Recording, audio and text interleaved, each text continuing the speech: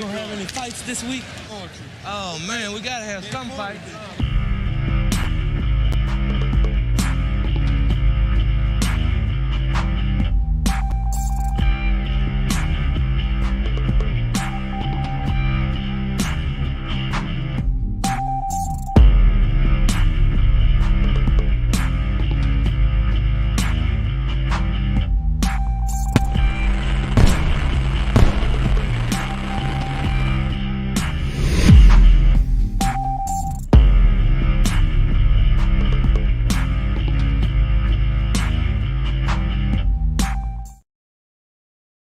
And of course, it is your friendly neighborhood, the illustrious, the one and only number 19, here to keep it mean. And we're going to do it like we do, man. Happy to be a part of the cage match. Let's get it going with your Raider Oath, baby. Because we've been battered and bruised, and we moved and come back. But our colors don't change. We're silver and black. This commitment to excellence starts up every year, and no powers on earth will drown out this cheer. So I pledge allegiance to the flag of our mighty silver and black, and unto these colors for which we stand, Raider Nation under a groove, with free speech and liberty. Remember the tools. He who has ears, let him hear. I hereby declare I am a Raider fan. Come on, let's fire this thing up together. I am a Raiders fan. Doing it for the O, baby. Happy February. Happy New Year, everybody. Happy New Year. Glad to have you on. As you can tell, Oakland Raider Savage is not with us today. So we asked Raider Man here to go ahead and step into these shoes, these wrestling Look, boots. I'm trying to get tagged in. Like, oh. You know, so we got a show going on. Hopefully it goes great. So we just want to knock some of this shit out real quick to get out the way so we get the show started. Starting with our shameless plug. Oh, hold on before I fuck that up. You doing good already, bro. Then we got our shameless plug. Go to our YouTube channel, The Cage Match Show. Like, share, subscribe, hit that bell so you know when we come on. The show could be caught on my Facebook page, Asylum. You go to Oakland Raiders Savages page, catch it there. We got our sponsor, this side right here. Go to WGG. Put in the promo code Cage Match, one word, to get 10% off of your entire order. That being said, let that over. Here we go with that. Now we're starting to roll. So, how you doing today? Oh, man, before we roll down here, I'm going to do my shameless, because you got to make sure you stop by RaiderMan19.com. I'm still doing my best to put together the Raider Man from Richmond podcast. We got about 5 episodes out there that we shot, but we're doing my best to do a professional endeavor, so ran out of money, and we need sponsorship. So anybody out there looking for something new, young, spunky, and creative, hit up your dog. I'm the one you need on your team. We'll put that in the comments later or after the fact. Go ahead and give me that webpage and everything, and we'll get it going, and we'll help push that show for you. Love it. So I'm telling man, opening kickoff, bro. I'm excited. I don't know. I feel excitement on your end too. I'm excited. I'm excited about everything. Camera up. There you go. Yeah, there we go. You know, we may not be pretty, but people want to see us anyway. You know? I was trying to save y'all from the pain.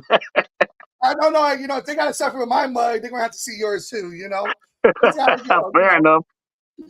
We lost our face for this week, but it's okay. He'll be back. Guys. He's just on vacation. So, you know, what's your feelings on the state of the Raider Nation or the Raiders right now in Raider Nation? What's your feeling? Everyone knows mine and Savage's. Ain't nobody heard your side of it yet. I'm excited. I've heard some people, throw out those, the kind of colloquial terms like, one scale of 1 to 10, where are you? I'm pushing about 19. I'm about as typical as I always am. And I don't think I'm just blinded by the silver and black of it all. I really believe that, and this is my gut feeling, so go ahead and put me on the market for this. But I don't believe that we've seen a structure in silver and black like what we're seeing being assembled now since the Madden days. I do realize that Mark Davis is an Al Davis, and I'm not going to sit here and try to make any kind of, funny things or whatever to try to smooth shit over. The fact of the matter is, Mark is being a man of his word. He came out right away, admitted what he don't know. He gonna make sure he got people around him to get it together. I'm gonna go out there on my own. So you back me up if you want to. I feel like he got bamboozled with that whole Josh McDaniels thing. I hate that Dave Ziegler got caught up in it. I'm not necessarily against that guy as much as I'm not necessarily against the Josh McDaniels, but I'm against every bit of that principle that he tried to bring in here to our organization. That's not how we run. You know what I mean? Right. And funny enough, our inmates run our asylum. And that's the way we function. Exactly. I had to give you a shameless plug, brother. Yes, I do. We do. Our inmates run our asylum, man, and it's back to the regular way. So that intact with a full-fledged coaching staff or some truly bona fide perennial Pro Bowl caliber type coaching staff, I think we really build us something that could be a long-standing, like get us back in the playoffs and contending for Super Bowls within the next, I'm calling it 2 years. 2 years. Okay. I don't expect a Super Bowl right away. I expect maybe a playoff push. We're only players away. And actually, there's been a big debate lately that I've been seeing online and everything, and I want to get your opinion on this. All the former head coaches that are being brought in right now. Mm-hmm. A lot. You got some people who are loving it, and you got some people who are saying that there's too many Chiefs and not enough Indians. Yeah, too many cooks in the kitchen. Yeah, too many cooks in the kitchen. However, I'll be Kansas right now. Okay, you know what? I keep hearing Chiefs shit, so I keep thinking Indians. At least we're not disrespectful to be doing that dumbass chant. But I tell you, for me, I as much as I take a cautious optimism with this because I can see the point. There can be a point to where there's way too many cooks in the kitchen. However, I think in this instance, we have to give credence to the fact that Coach AP is brand new and he's admitting it for himself. So he's almost, in my mind's eye, he's taking the smart approach. He's doing the Mark Davis right now. I know what I don't know, and I'm not going to try to bullshit you with it. I'm going to get people in place to push those buttons where I probably will do something different and completely screw this thing up. So I'm going to make sure I got a few bumpers on my damn bowling lane so I can make sure I at least knock down a couple of pins and see if we can't get a decent bowling score up on the marquee because the whole objective is to win. And for me, for a man on his first project to be willing to take in such talent, laden individuals, you talking about Marvin Lewis, you talking about his former ex-coach and Tom Coughlin. He just brought in Philbin, Coach Philbin yesterday. These are all guys who know exactly what the fuck they doing. And that to me says that we're not dealing with pride. We're dealing with pride and poise.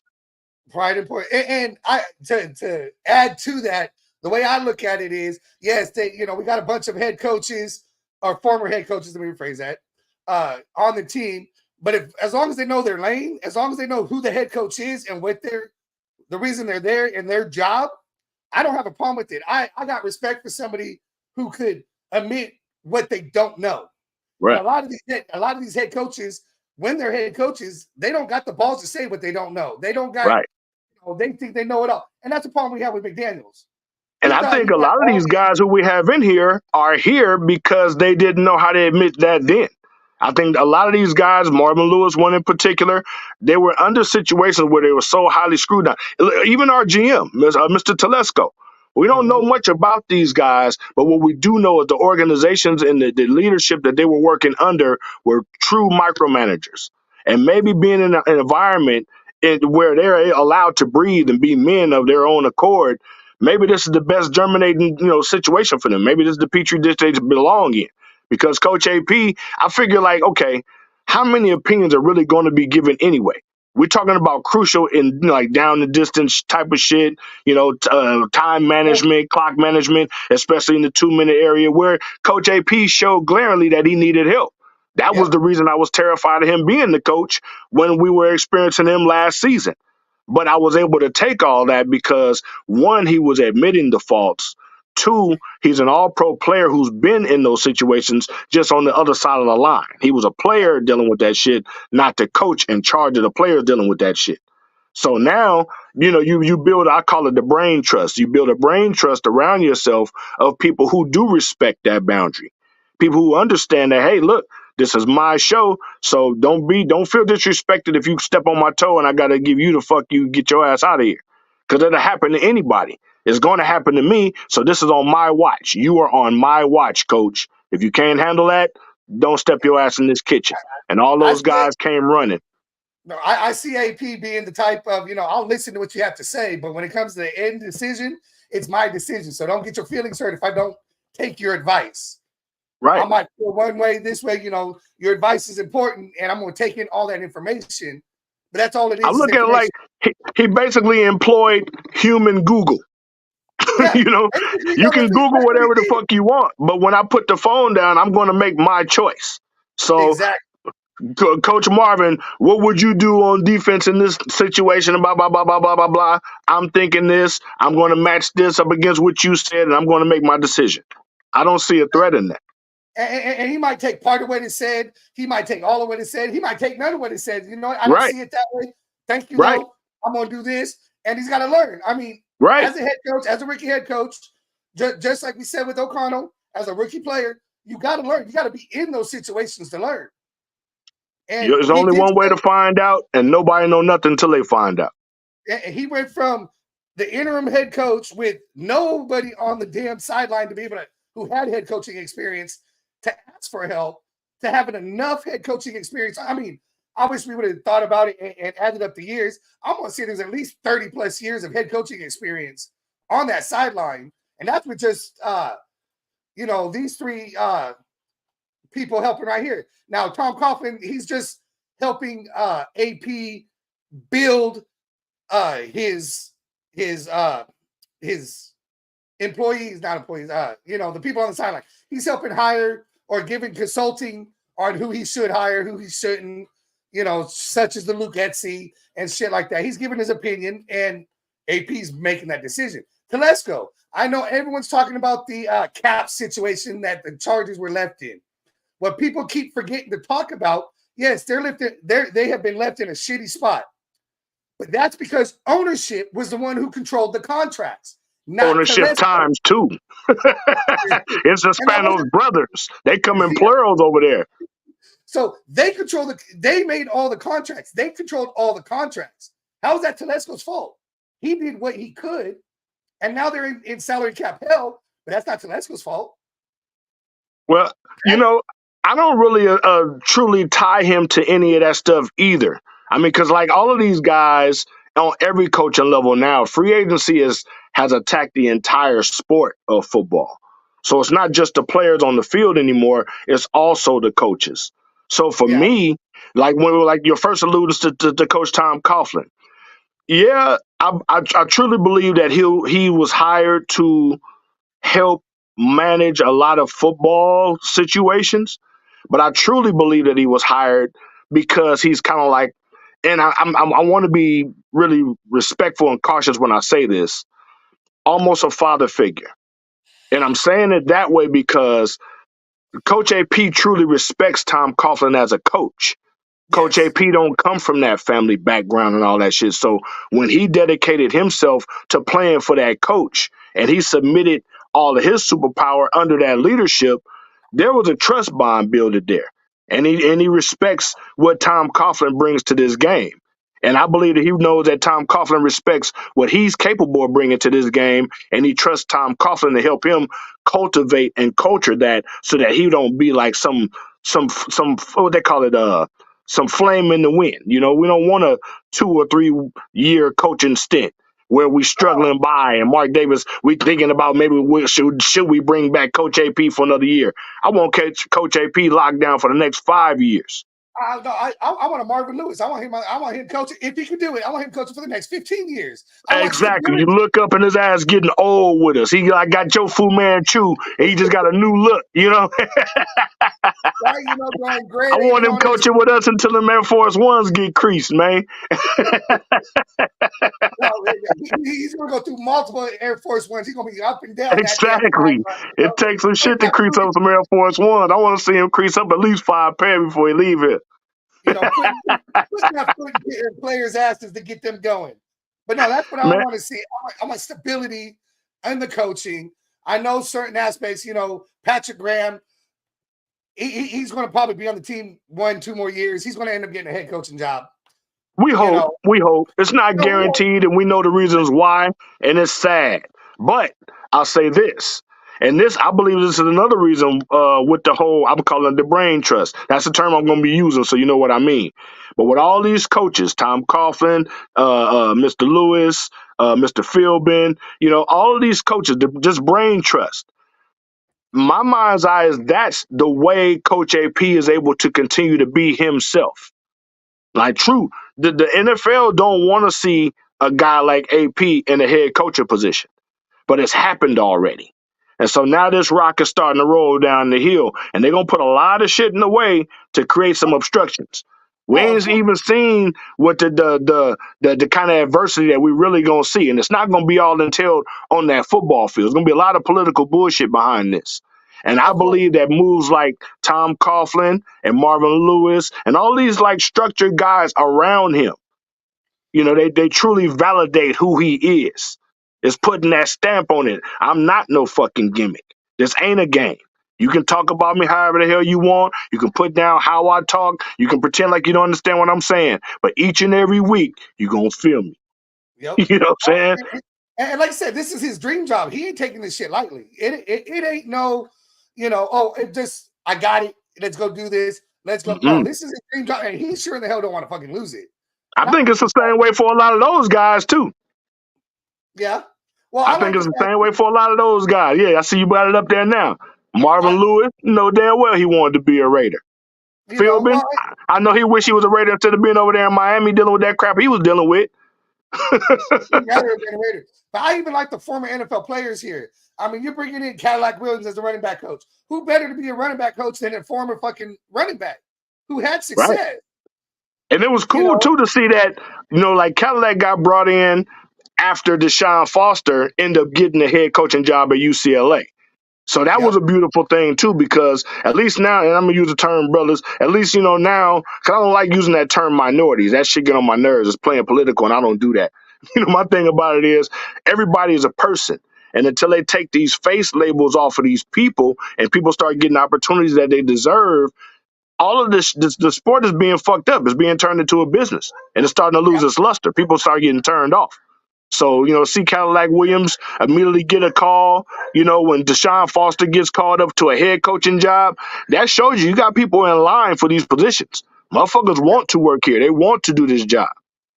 And Hondo has said many times on his podcast that there's not only players who want to come play for AP, but there's coaches that want to come coach with AP. Yep.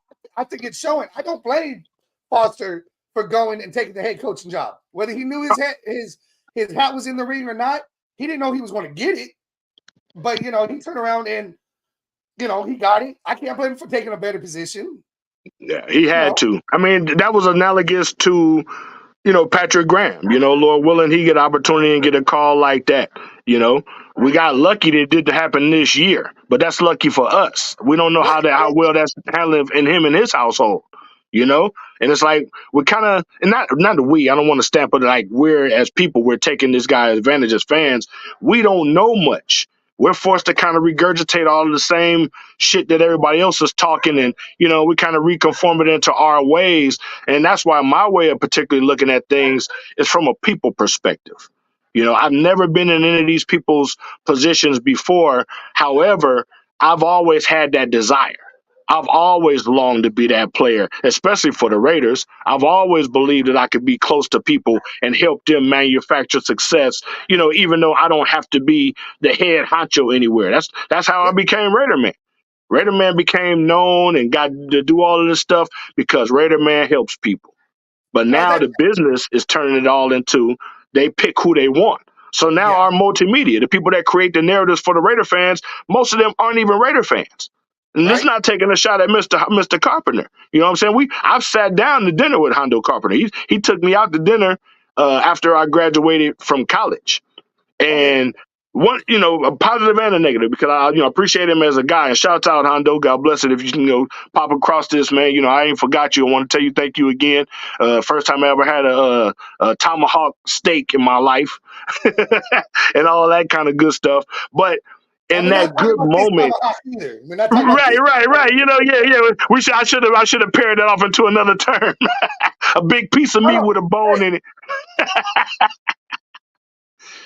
You froze. You still there? It's a great piece of fucking meat. It really is. Yeah, I know that one was. But I say all that to say this. In that conversation during dinner with Hondo, I was asking him, I was telling him I was in Vegas because Black Hole Rob literally kind of sent me there. He asked me to go to Vegas, take the Raider oath, introduce Vegas to what Raider Nation is really all about. Show them who the Black Hole is and go do what I do. I'm the bullhorn of the Black Hole. But I get squeezed because I'm not part of their business model. They have their people picked out already. And that was a hard conversation because I'm sitting at a table with a guy who's coming in from, I think it's East Michigan or something like that in that area.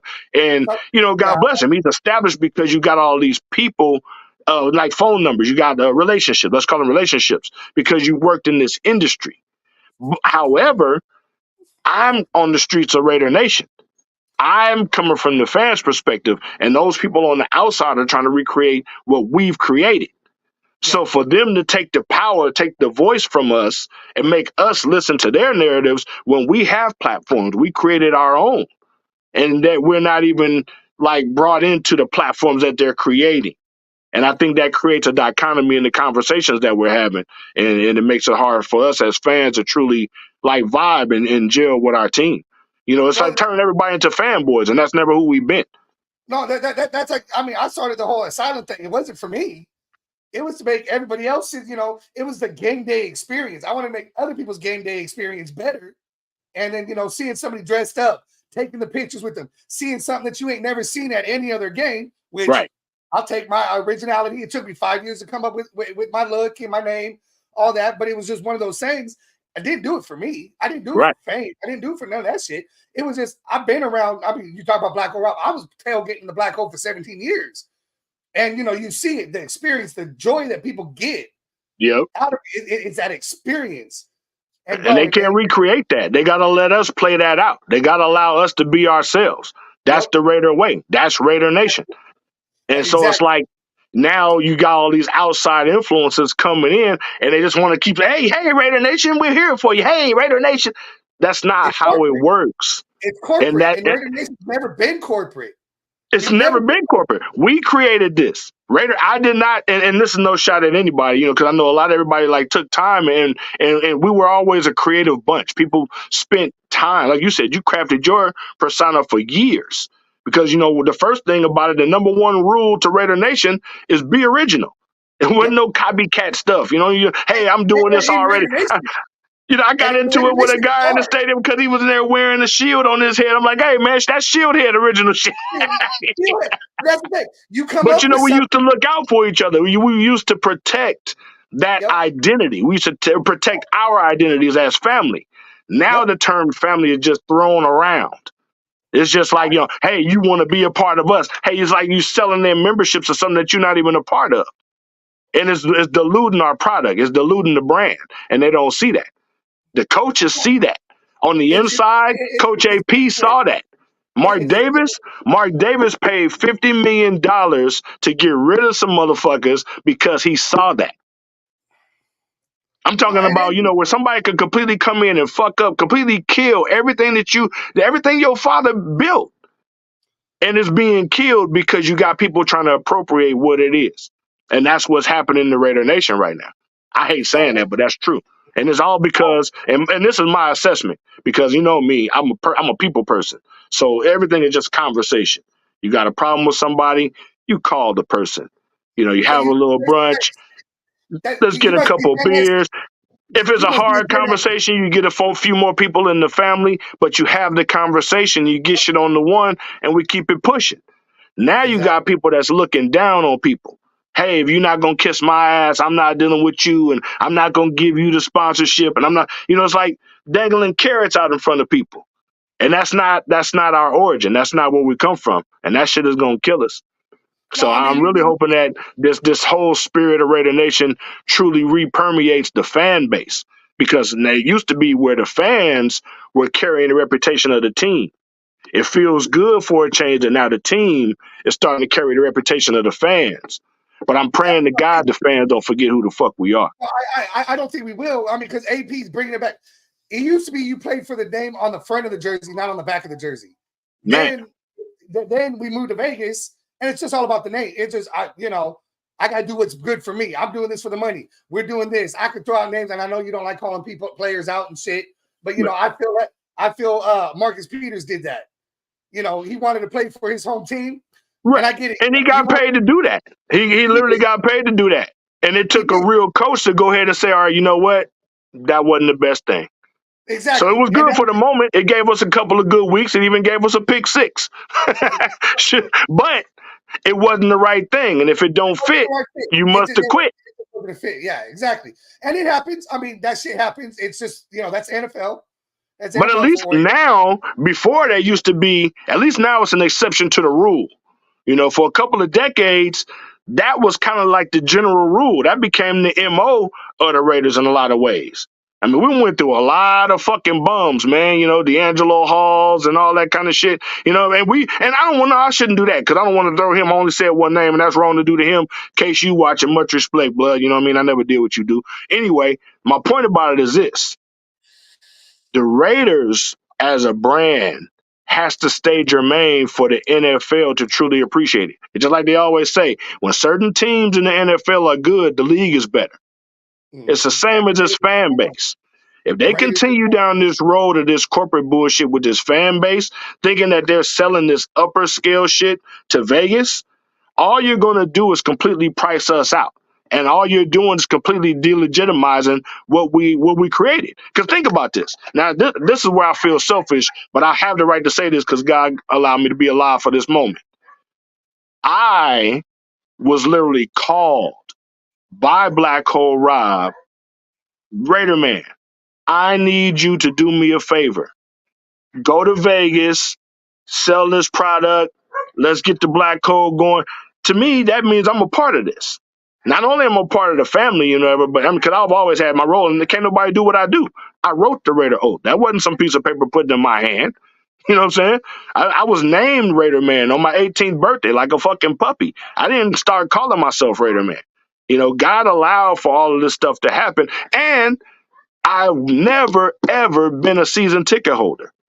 So now all of a sudden it's like this standard where all of the money people rule everything. I'm the biggest fan because I've been a season ticket holder for this many years and all that. The shit don't work like that. And it's being propagated by people that's not even fucking Raider fans, and that's what's killing it.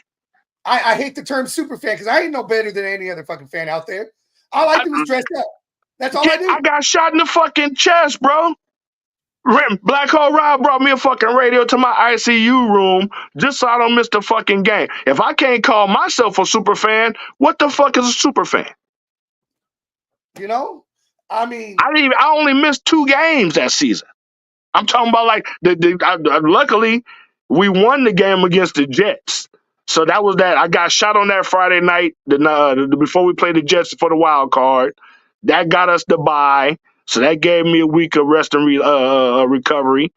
And I was blowing in one of these fucking things because I got, I don't want to get all morbid on the show. Hell, if it bring you ratings, I do it. I don't give a shit.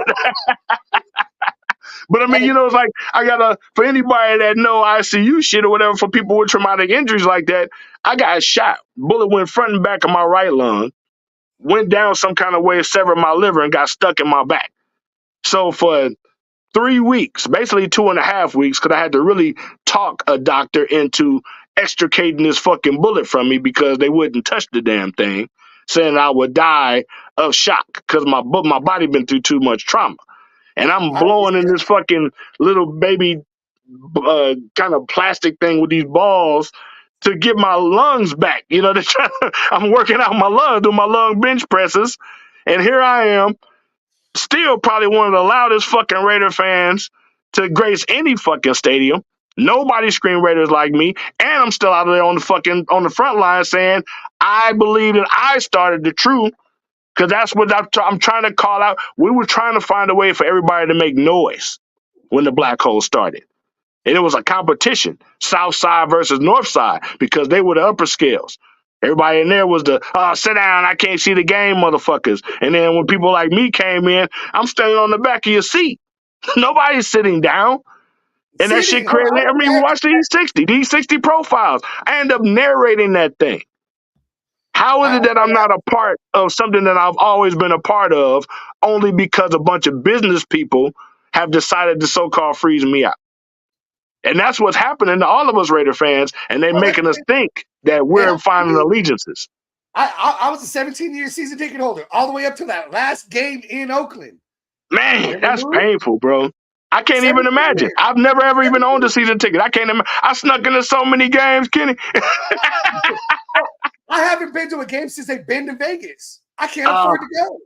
Yeah, see, and that's exactly my point. And I've gone. I actually did go to that critical Chargers game when we were going to for nail. I can't remember what year it was. I was in a fall. That was 2 years ago. That Yeah. was for the playoffs. And see, I was out there in Vegas, and I dig this. I'll give you some testimony, right? Because I got all this shit popping up on my damn Facebook memories. Not only in the last 3 to 4 years, I've taken my house kind of got flooded twice. The kitchen ceiling went out. Saying we got those 2 big ass rains in the winter seasons or whatever. I suffered those. So our house got demolished. I had to file a fucking claim with insurance behind that shit. I'm not gonna take you too deep into it, but it's big time shit going on here in the Raider Man household. However, the team is leaving us. Oh, matter of fact, and I was going to school. So I graduated school. I got my I earned my certification in collision auto body repair, stayed and got my degree with honors. And then I'm going into my class to be certified for welding. And Rob calls me like, bro, I need you to do the fucking Raider Oath for the E60 thing, bro. We got to nail this shit. We got to knock this out the park. And I literally walked into a damn master's welding course and asked them, could I return? He like, this is a one-time shot. So I would tell you this, though. That's a once-in-a-lifetime opportunity. Welding will always be here. You never guarantee wherever hell TV and all that kind of shit will take you. But if you got opportunities out there, I say go for it. And I walked out of that class and ended up out there in the street like, 5 o'clock in the morning shooting that shit and then end up narrating the damn thing, you know? But it's like that kind of passion. And then, like I said, I feel weird because it felt like I'm kissing my own ass, but I don't mean that. What I'm trying to outline is the amount of sacrifice that it took for one person to go all in on selling out your favorite team to leave you for the second time in your life. Oh yeah. And a lot of That's how much I love my fucking Raiders. I do this shit just because I love them like that. And these motherfuckers think I'm some dancing bear that's gonna dance up because they cracked the whip and say, okay, do the fucking Raider oath. It don't work like that. No. Hey, and we're honored to have it on our show every episode. It's part of I appreciate you, brother. I appreciate you. On our show. If you're not doing it live, it's part of our normal intro. We have it. I appreciate that. And I was doing my best to just bring it for them, you know what I mean? Calling in on shows. People out there support it for decades, but they don't even speak to you. They don't even like they look down on you like you some fucking peon, like you some peasant. They the big people and you don't, man. When we were in Oakland, when we started in Oakland and being in Oakland, we were a blue-collar team. That's what the team was there for. Everybody in that stadium, not everybody, a majority of that stadium was a blue-collar person. We busted our asses so we could be there on Sunday. Sunday was church. That's what I called it. That was church. Real talk. With 2 or 3 you gather in that name, we was there.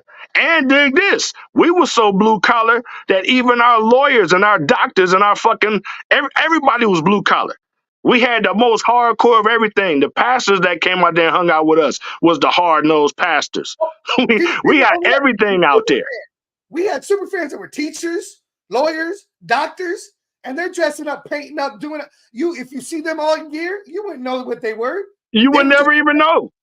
And and I did that in an interview for Mike Sugarman, Channel 5, and when they used to do the Eye on 5, I took Mike Sugarman into the black hole, got him initiated, got his face painted, got him some drink. Well, he wouldn't drink. He had one beer, but I don't want to give up his business. But, we did the initiations. He did the Raider Oath. That was the first time that I did the Raider Oath for Ricky's Sports Bar with Stoner Dude and them. When Stone put me on with Raiderhead. The Raiderhead Till I'm Dead album, they put me on as the preamble for that fucking album. That's what I wrote the Raider Oath for. And so how do all these outside people come in and take what people created and claim it as their own? What the fuck is that? Where does that come from? Well, it kind of looks so eerily familiar, and that's what's sad because it's supposed to be a new day and age, and this ain't even that. This is a nation that we created. And the same fucking pattern is being stamped down on us again, and the fucking oppressors are here to take what we built. Yep. All right, so let's just move this along here. Because I'm sure we can fill 2 hours. Yeah, I'm about to say, I know it went. Sorry, for everybody that felt that went dark, it ain't as dark as you think it is. It's silver and black.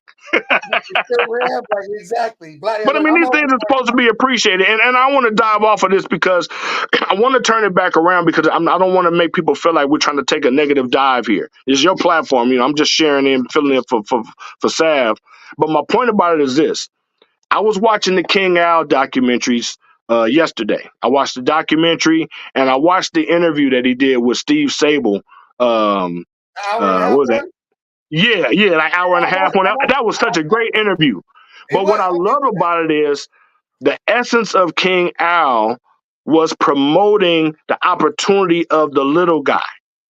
He was the little guy. He found a way to make himself into the big guy that stuck his foot in the door and held it open for all the other little guys to get through. And now his brand, everything that he worked for, I mean, he literally, Raider Rob, the guy who recruited me to do all the call-ins and join, I can say his name for JT Show and shit like that. He was shaking hands with King Al. King Al gave us permission to do the shit that we were doing to create home field advantage in there. That's why it was, we policed our own and all the rest of that kind of stuff. We were literally just going by our mandates. We were then their own assignment, but we were doing it our way. Yep. And once you start changing that kind of stuff up, you lose the creativity. You kill the organic entities that created it, and thus you can only propagate something false. And I would hate to see that our brand move away from its germane space and time in Oakland, even though they was fucking inept and didn't know how to run a municipality. That's not fucking Al Davis's fault. Shit. He had a Super Bowl team when he moved down there to fucking L.A. to bring the damn team back like a jilted lover. Just, look, I love you. I'm going to bring my ass back home anyway, and they fucked him twice. And then the Redskins get the first stadium? Well, I know we ain't supposed to say their name no more either, but you know what I mean? On this show, I call them the Redskins. Oh, we go wrong on this show? Well, that's what I'm talking about. We can talk about this shit. But that's my whole point. We're designed to be a certain way. And there's a few people still alive, thank God, that were here to help create this brand. I believe that just like the brand is doing, just like the true team, the organization is doing, I believe that the media circus around it needs to truly embrace Raider Nation for real and stop trying to sell us out.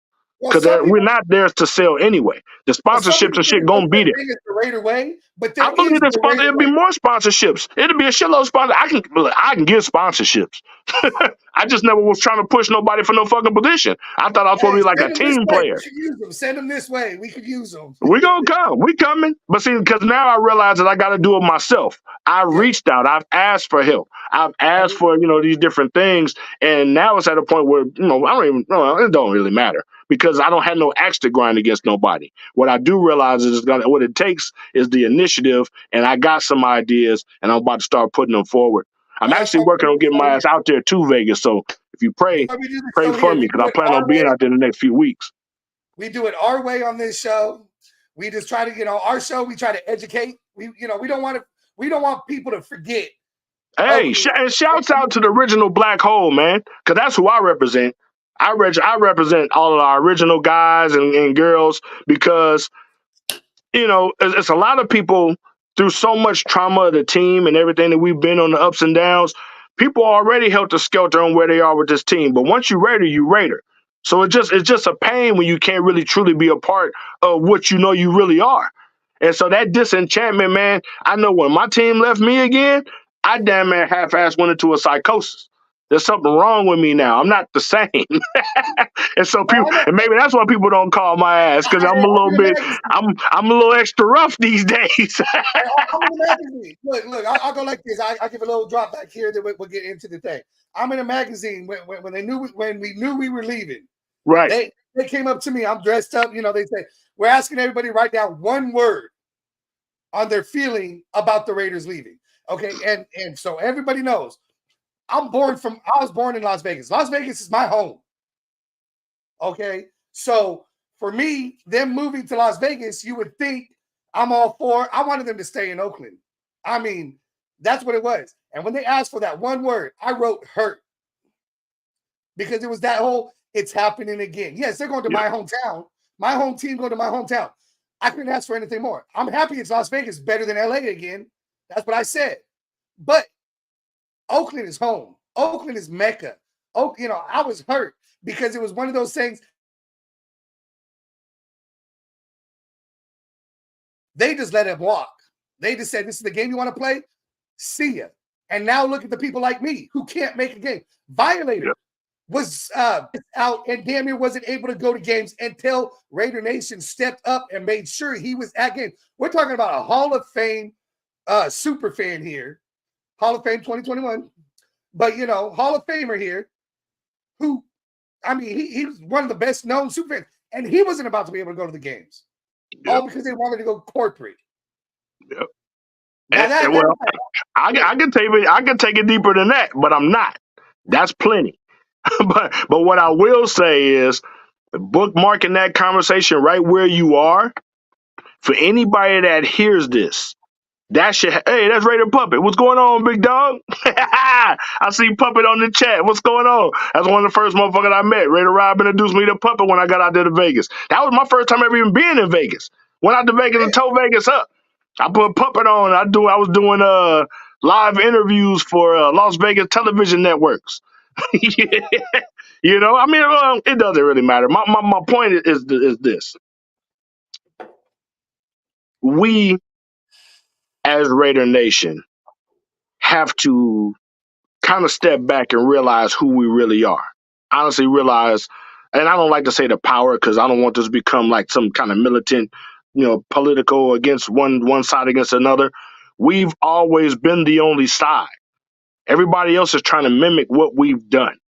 And so in order for us to truly stay germane to the main thing, we got to realize that all these different creative personalities, we don't want them inhibited. We don't want to put reins on people's creativity, especially in the nation. But we have to go back to having a reverence for each other. We have to go back to what's going on, Hollywood. I see you, baby. Damn, see the OGs is out there, man. And see, everybody that know, I don't mean no harm. I don't mean no disrespect. I ain't taking no shots at nobody. I'm just telling it like it TI is, because won't nobody else say a damn thing.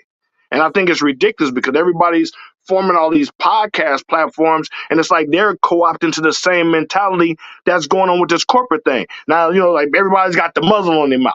I can only say certain things. I got to say it this way. You talking to people that's not even Raider fans. You the Raider fan, be the fucking Raider fan. You know what I'm saying? Hey, that's what we do. We speak the truth. Say it with your fucking chest, man. That's what we're here for. That's what we do.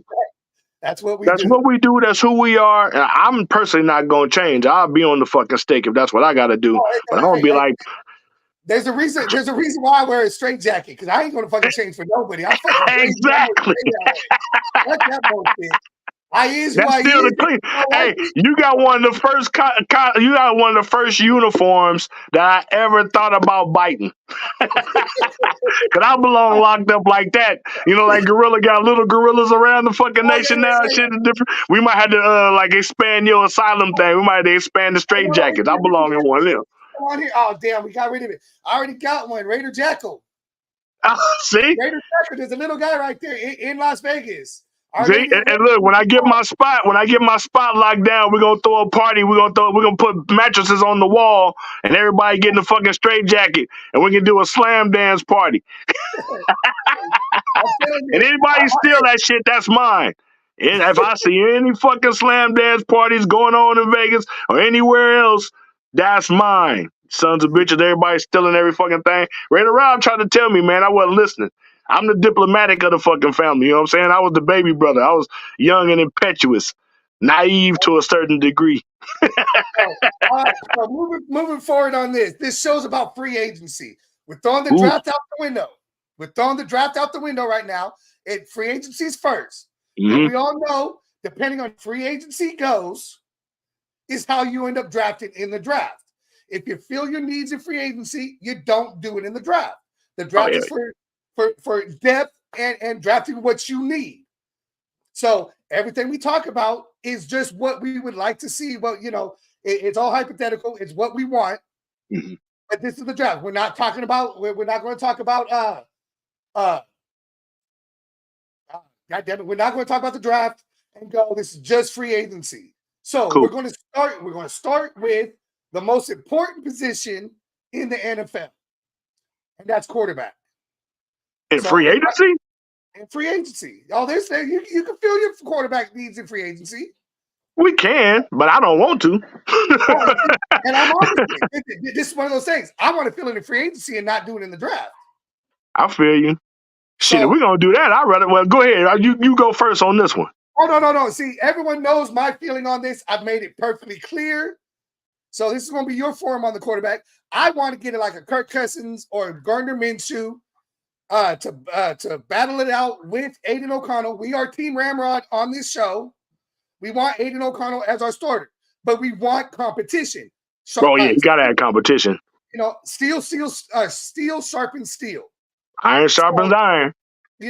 So when it comes down to, I would like to get like a Kirk Cousins who's similar to O'Connell, which we know probably would beat out O'Connell. O'Connell could sit behind for a couple of years and learn and be able to step in afterwards and be our quarterback of the future.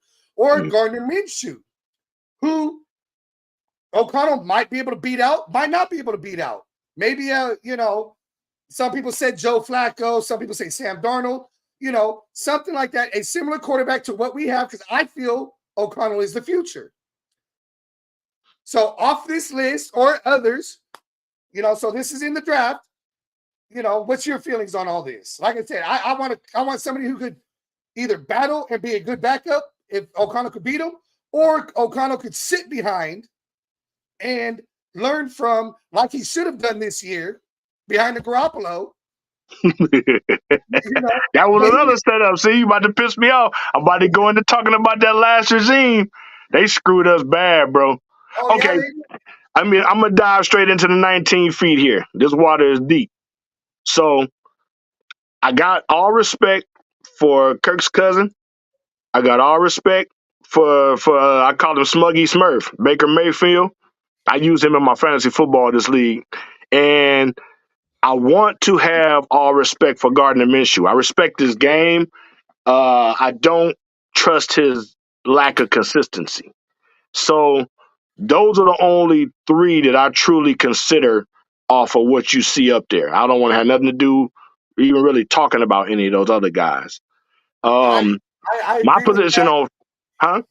I completely agree with that. The first three, unfortunately, I think Mayfield is going to get re-signed. Right. By the Bucks, and he's off the board. But right. As of right now, he's technically going to be a free agent, so that's why he's on there. I'm not so sure that Gardner Minshew might not end up going back to Indianapolis. I think he did a pretty decent job over there. I agree, and with Anthony Richardson, and I don't want to call him injury prone, but he did get hurt early in the season. And the possibility. But that's kind of their fault. They threw that kid to the wolves, and he was destined to blow up that year because they didn't give him shit to go off of. And once he started running the ball, nobody ever taught him to slide. So now you're realizing these dudes are just as big as you, and them hits hurt. So you got to just see what it looked like coming back this year. But I know if I was in that general manager position, I wouldn't want to just oust a Gardner Minshew and give up on any hope of actually competing course of the whole year, because you can't guarantee Richardson's status. Oh no, I'm with you there. If I was in Indianapolis, I would re-sign Minshew, and just it worked out for him this year. Why wouldn't it work out next year? Right. and go. I would do the And same it's thing. Gardner Minshew. Ain't nobody coming calling for the motherfucker. I mean, you know what I'm saying? All He'll right. be there if somebody want him, but ain't nobody looking for him. We might be looking for him. I mean, you never know. You never Yeah, know. you know, it's possible. I don't want to throw no dirt on him. And with Kirk's cousin, I don't know. I like saying it that way. With Kirk Cousins, I respect his game. And I even respect the fact that he's coming off of that Achilles injury because it may or may not be as bad as everybody seem to think. Kind of like Yeah. what Aaron Rodgers is dealing with. You know, I won't say it's like a misdiagnosis, but they don't really give you the truth in these fucking medical reports anyway. So they could put the 2 on the 10. They just call it Achilles, and the motherfucker come back early, and they make it look like a damn Superman story when it really just wasn't that bad. It just, So I wasn't a tear, and it was just a fucking a minor tear instead of a. you never know, because rupture is the word you're looking for. If it's ruptured, now you got a problem. Exactly. But Yeah, that's the, 100% right. but the issue of it is, one is that injury at his age and the fact that he's bumped around so many different times. You know, he's no Rich Gannon. So I'm not looking to, like, say, for instance, for competition for Aiden, I believe that his best competition will come more from his peers. I think you have to draft a quarterback to compete with Aiden. That's a little dangerous because the dynamic quarterbacks aren't really of his ilk. They're not the same stylistically. So that's where the caveat of getting a free agent quarterback comes in, because then you're able to procure a talent that's a similar talent to Aiden. But you get anybody else, it's like, okay, you got a vast dichotomy between what offense are we running? Are we running this mobile offense? Are we doing, what the fuck are we doing? Now, I I believe this. Just because you need a mobile quarterback doesn't mean that quarterback has to be a scrambling quarterback. Okay, You know, no. We clarified 2 weeks ago the definition between a mobile quarterback and a running quarterback. it's There completely is two different things. a And mobile so, quarterback will move around in the pocket and go right, outside and throw the ball, and a running quarterback is a running back that knows how to throw the ball. right. Now, So and those lines get split because you got quarterbacks that you can literally tab either way because they're both. But my thing is, I'm not looking for the best athlete to put under center. I want the best quarterback. It's time for us to get a quarterback. The league may be going in a certain way, and all these new catchphrases, all the game is passing such and such by, and all this shit. And most of this shit is being said by people that don't play the game. You listening to other people say that stuff, and then you repeat it so many times, or that's the only thing that makes sense. Now, I'm not claiming to know any more than what they know, but what I do know is statistics mean that there's a one or the other. There's still a percentage of a chance on the other side. And with a quarterback that understands football, when a team gives you a void, you take it. That may yes, be 6 yards, 7 yards. That's all I wanted fucking Derek Carr to do. 6 yards, 7 yards slide. I don't need all that running 40 yards and diving out of bounds and all that shit. I don't give a fuck about none of that. Just break the fucking defense's back, stick a little thorn in their side, get back to the huddle, run the play that we called before. Just that a Rich simple. That's Gannon being a style. quarterback. We'll say it a Rich Gannon style, a snake style. Somebody who's That's sitting in the pocket. being a quarterback. And see, But everybody looking for this specific type now, and I think that's dangerous because it's kind of bottlenecking us into force feeding a style that was never the Raiders. We have to yes, stay germane to our main vein. We got to be who we are. We fight to win. So, okay, classic argument, and it's fair argument. We got to beat Kansas City. Well, we the only team that can beat Kansas City. But we don't go into the game thinking that we going to outdo Patrick Mahomes. No, you beat his ass. And you pound the ball up the damn middle and run that shit into the gut of their damn defense because they hate that. And they've always hated that. Ever since we was running Marv Hubbard and fucking Hewitt Dixon up the middle on their ass. They've always hated that. That's who we are. Coach AP knows it, and that's what we gonna do. So what part of football travels? Defense and running game. defense and running game, Those are the parts that and good travel. quarterback. Well, no, you can take the quarterback. In playing at home, your quarterback is, you got that advantage. But Yep, what travels? What goes into the defense and running game. what goes into the cold weather games when you're playing a Buffalo or a Kansas City at Christmas time? Your Defense and running defense back. and And your that's running back. even when you got a good quarterback. Exactly. And that's what we did when we beat Kansas City. Everyone wants Yep. to talk about he only threw for Aiden O'Connor only threw for 63 yards. So what? He did it effectively. AP turned around and said, we changed our game plan. The run game was working, so I told him, run the fucking ball. Yep. Our defense was doing their job and frustrating the shit out of Patrick Mahomes.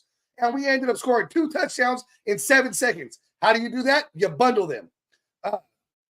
I think we could have even done better than that. I think we was on the road to really blowing their ass out, but somewhere, somebody kind of got the inclination of trying to spread it out and start doing some different things. And then I thought I saw my coach reel it back in and was like, no, this is how we're going to do it. Let's break these motherfuckers back.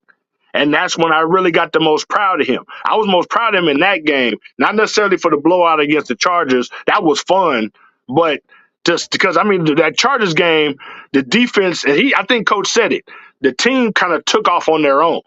He had to kind of rein there. He had to bring them back. Like, whoa, I done fucked around and got y'all that's possessed. What's going on? But I believe that's kind of like the split between who we were on Christmas Day with Kansas City, beating that team, and who we were showing out to beat the ass of the Chargers. I believe somewhere in between the middle of those is our true team. But I think we beat both of them fucking teams all day long and twice on Sundays. And that's what we need to do. All right, so we got the quarterbacks out the way. Let's move on to the running back. We were just talking about traveling, what travels the running back position. We have our own we have Josh Jacobs, who's technically a free agent or going to be a free agent. And we don't know what's going to happen. He's kind of going to be an expensive thing. So let's go ahead and go on down the list of running backs now. Josh Jacobs is on here, so he could be coming back or not. Me personally, my only issue with Josh Jacobs, and if he comes back, I hope this part changes, is the me, give me the ball instead of being that running back by committee, utilizing Zeus, who was effective in those 4 games that Jacobs was hurt. If Jacobs could get out of that mentality and not be just me, I would love to have Josh Jacobs. Josh Jacobs is a good running back. But I want to say this. And I know I'm coming from complete ignorance, but I want to throw it out to you like a hypothetical. Okay. The Josh Jacobs situation for me is an anomaly. And I'm choosing not to look at Josh Jacobs as the bad guy here. Because a lot of the media got turned as in, oh, well, Josh Jacobs held out and all that shit. Josh Jacobs was dealing with a situation that none of us are even privy to. He was having to talk to Josh McDaniels and them. He was being treated like a fucking second-class citizen. True. Think about it. Like, this is supposed to be the head coach. And I don't even want to spend a whole lot of time tearing down that individual. He's gone. But for the first 6 games of that fucking season, Josh didn't even really get the ball.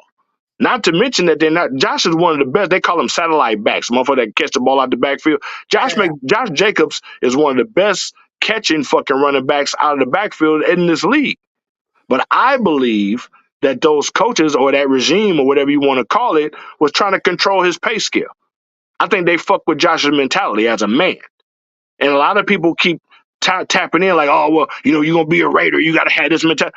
That was kind of like we were having a conversation with the queen that we had on the last time. That's why I was going with the Raider mentality thing. We can only go so far with it because she's right in what she's saying. And we're right to have that standard as Raider fans. However, there's a disconnect when it goes to that organization. And Mark Davis just fixed that disconnect. Yes, so he did.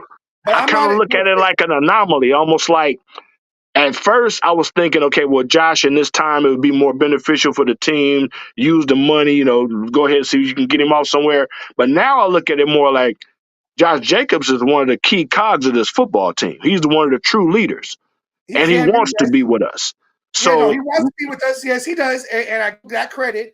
And the league ain't gonna really pay him. So my thing is, why not just allow Josh to go out and go test free agency? Tell him whatever offer that you get, come back home, and we'll just sweeten the deal for you. Throw a little bit of cream on, give you some incentives. We'll pay you what they say you was worth, and we'll throw a couple of incentives in your contract. So if you get those, then you be able to get you a little bit of maximized money, but we want to keep you in the fold. And then see what he says. If he'd rather walk, then let him walk. But I don't think we lose. No, Because there ain't nothing wrong with him. He's healthy. He's motivated. He want to be with us. He going to have a bigger chip on his shoulder than he ever had. And thinking of him and Zeus and the 1-2 tandem, both of them motherfuckers catching the ball, man, shit. I agree with that. Shit. My issue with Josh Jacobs, and it had nothing to do with the holdout, going, I understand all that, what he was trying to do. And the holdout hurt him. I'll say this much, the holdout did hurt him. It did hurt him. It hurt him, but he had that mentality. He didn't want to come out of games when he was being ineffective. But he couldn't. Think about this. See, that's the double-edged sword that the NFL will put you in. It's like, okay, as that position, if you're a running back, of course, your job is to run the ball. And if you don't run the ball, then your contract is affected by it. So if you're not getting your numbers, then you're not able to succeed. I've already sacrificed a year under this under the last regime of them cutting my legs out from under me, so I can't earn my maximum value. And then I did my holdout, fucked myself up in timing, and then come back and had to try to restart this shit again. That's difficult. Under the old regime, he was the rushing leader. Right, but that didn't happen until after like week 6, week 7. Think he would have been over 2,000 yards if he'd have got the ball all year. That could be. I'll give you that one. See what I'm saying? My thing is just that mentality. You're saying the 1-2 punch with Josh Jacobs, the way he portrayed it. I'm going to word it like this: the way he portrayed it on the field and in the not in the media, because he's great in the media. Is he did not want to let Zeus on the field, almost like he was scared that Zeus could take his job. Yeah, but that's okay. That's what I want my running back to be scared. That's competition. That is competition. But remember we saw this shit with Marcus Allen and Bo Jackson. Not the same caliber of running backs, but the same kind of situation. But Marcus Allen did what he was asked to do during the time with the team when Bo Jackson was on the team. Right, different era. That just makes Marcus Allen special. That's really not a knock on Josh Jacobs.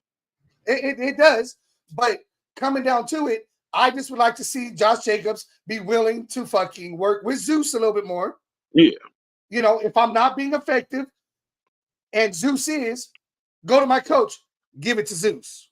I think he would be, and maybe it's just me being presumptuous, but I think he would be under Coach AP. I don't think he was able to do that under Josh McDaniels and them. And you could be right on that. I'm just saying that the mentality of the player is completely different because he's not walking around on pins and needles anymore. He's not walking around looking over his shoulder about who talking shit on him and who's trying to, sabotage his career. He looking at everybody love him. Everybody want him there. To me, that's the bullet you want to hang in your gun. But that's just mentalities. And for me, again, my position with the way I look at the game is I like to think of myself as putting myself in the perspective of the person that's behind that face mask. Because if I'm a commodity, I'm the talent, I'm the Josh Jacobs, ain't nobody on this team that can do what I do, including Zeus. So Zeus may do shit his way, and he'll get his turn when the time comes. But every real huffer, that's their mentality. Nobody touch that ball. This ball is mine. That's the mentality. Look at the graphic here, though. We have Zeus's first 3 games versus Josh Jacobs' best 3 games. Now, that was his best 3 games of the season. And Zamir outplayed him. Yeah. Sample size. So Zeus can do what Josh Jacobs does, other than the one thing that I give Josh Jacobs 100% is fucking blocking. As a blocking running back, Josh Jacobs is top notch. He reads those the blitzes coming in. He catches the blitzes. He doesn't try to low cut people. He gets up in there and gets in their chests and shit. Josh Jacobs, that's where he's got Zeus beat, is in the blocking. And that's the most important part of the aspect of the running back. Real talk. Zeus even says he needs to work on it and is working on that. Will be, exactly. And that's why I believe that they should both still be there. Because, and this is the mentality I tend to take of it with the team. I same way with my dogs. If I got a really, really good dog I want to make sure I get a puppy before my dog dies. And I Yeah. want that puppy with my dog as long as they can possibly be together until my dog dies. Because that's where my puppy is going to pick up my dog's traits and in their mannerisms. You learn how to get potty trained fast. You potty train a puppy faster when you got a big dog in the house. It's not so many rappings on the nose with the newspaper because the big dog is teaching the puppy what to do. And right now, the example that the big dog is teaching this puppy is never give up your rock. And he got Zeus running hard. He got Zeus running like, I'm really trying to take this dude position. That's what you want. That's exactly what I want. That to me is Raider football. Think of all of the running backs that we've had in all these classes. I mean, we've always had dogs back there. And they were always the dogs that, they kind of run the show. But that's exactly how you draw those defenses in. That's exactly how you manipulate schemes. That's exactly how you craft your identity. Because our identity is a pound your ass into the turf. We ground and pound from day one.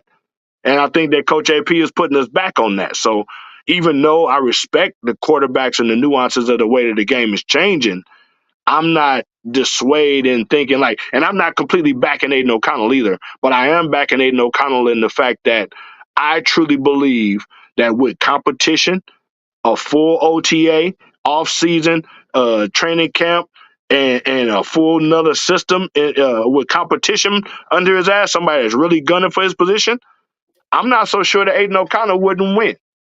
That dude's been through a shitload of adversity. That's what he does. And so it's like I want to see the best come out. It's not necessarily rooting for Aiden O'Connell, but I refuse to root against him. I just want to make sure that our quarterback has competition from now on, because that situation we was in with Derek Carr should have never ever fucking happened. No, I agree. So there's nobody else on this list that you would like to have? Anything else like that? You're all your chips are in on Josh Jacobs.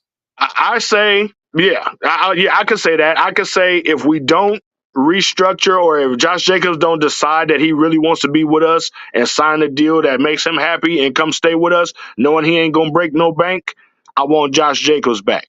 If Josh Jacobs decide that he wants to go and venture off, then I say you move Zeus up.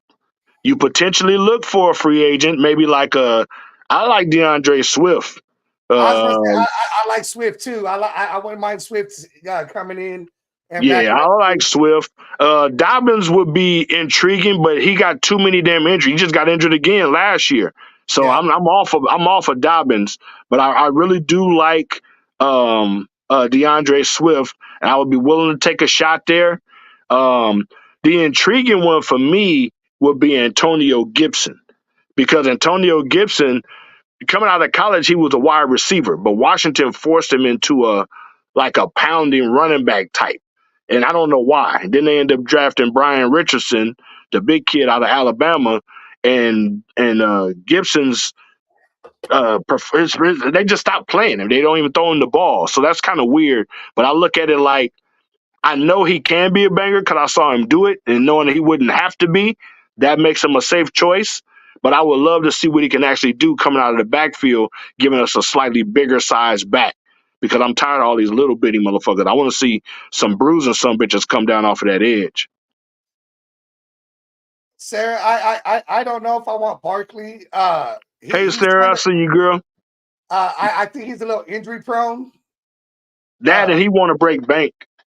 I think Barkley is going to end up with a prime position of his own, but I seriously doubt that to be with the Raiders. I'd much rather have Josh Jacobs back than to even chase Barkley, to be honest. No, I agree with you 100% there. I'd rather have Jacobs back than Barkley. The only other, don't get me wrong, Tony Pollard maybe, but the only other one I might even consider out of this list, just because, is Derrick Henry. That's an AP style bruising running back right there. That would be fun. That boy is big. That boy, when he hits the hole, he makes a 300-pounder feel it.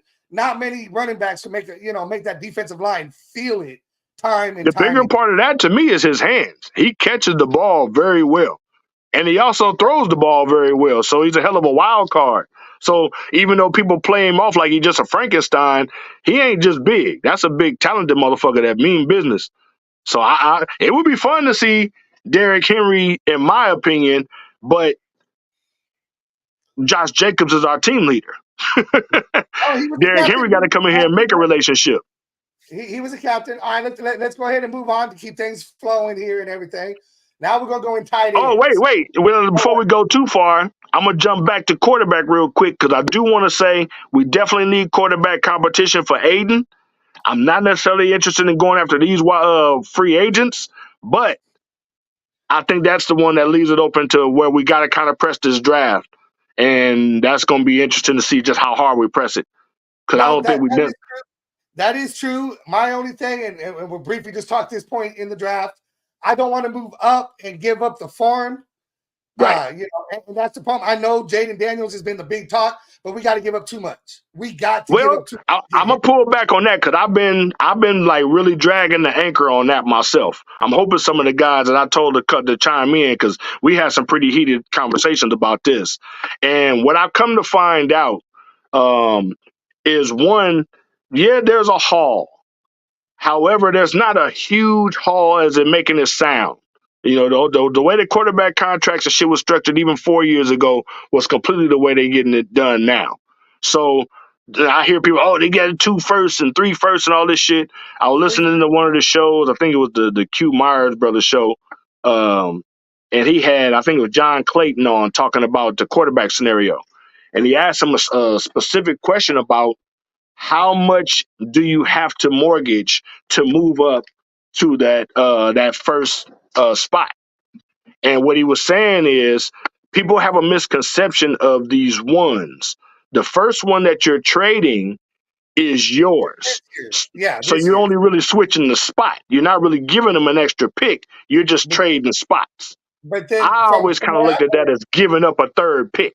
But now that I'm kind of looking at it, it don't really feel the same.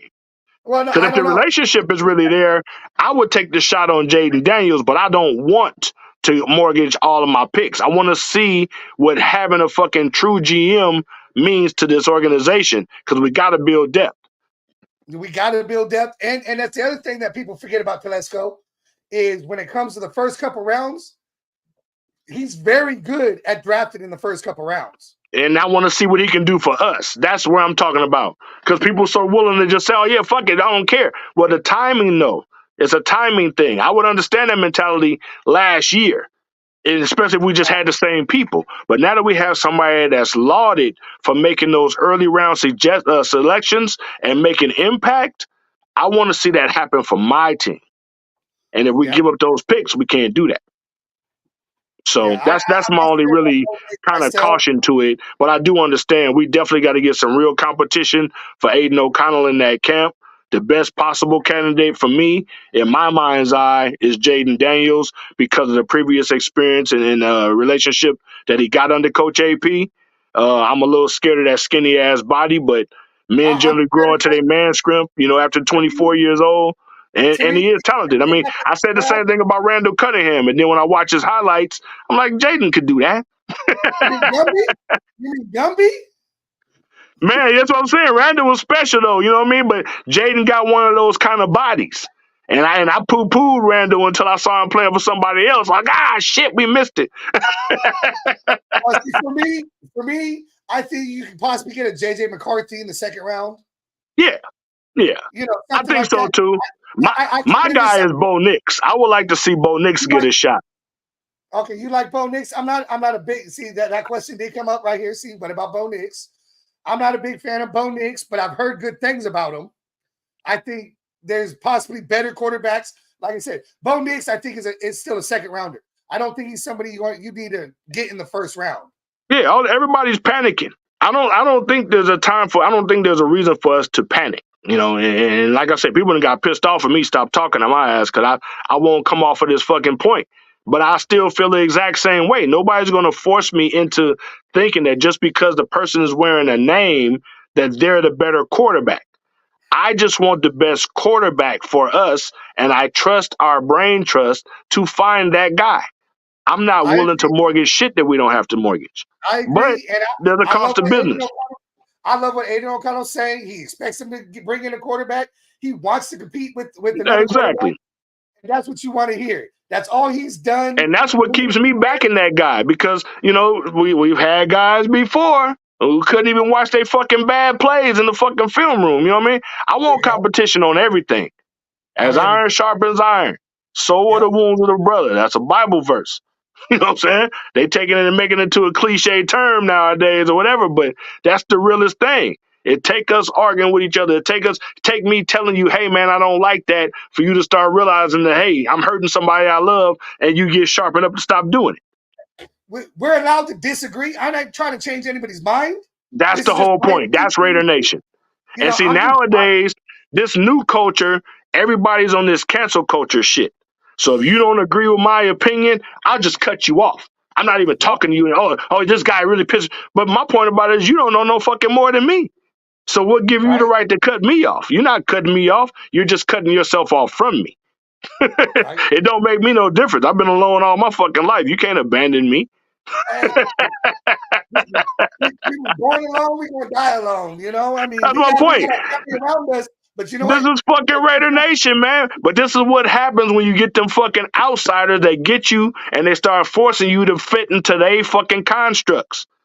They got radio shows that they calling Raiders this and Raiders that, and the Raider fans don't even have an opinion, but they begging for you to call. Right? All right, we're going to move on to tight end here. It's like, man, we are fucking people, man. These motherfuckers need to wake up and dig it. And another guy on that list, even though he's a smaller guy, Austin Eckler, I think, deserves a nod because I think he got punked in San Diego with the Chargers, and he gonna have a chip on his shoulder. He might be way too much too. To me, he like Josh Jacobs 1A, but I would take Josh Jacobs over him. The landing spot though is New England. Yeah, that fits. That sounds like him. I heard he's likely, but I would take an Eckler to sit behind. I take it. You know, yeah, he would be intriguing. But if you got an Austin Eckler, you would have to get rid of like Amir Abdullah and other guys like that. There wouldn't be no more space for those guys. No. And then we got what was that kid, Britton Brown? He's a good running back. So it'd be curious to see what these guys look like after a year of development too. Yeah, I agree. So let's move to tight end. We have one of our own on here, Austin Hooper. Now we do have our draft pick from last year, Michael Mayer. I get it wrong. Michael Mayer. Mayer, thank you. I get him and Jacoby mixed up. I use their first name.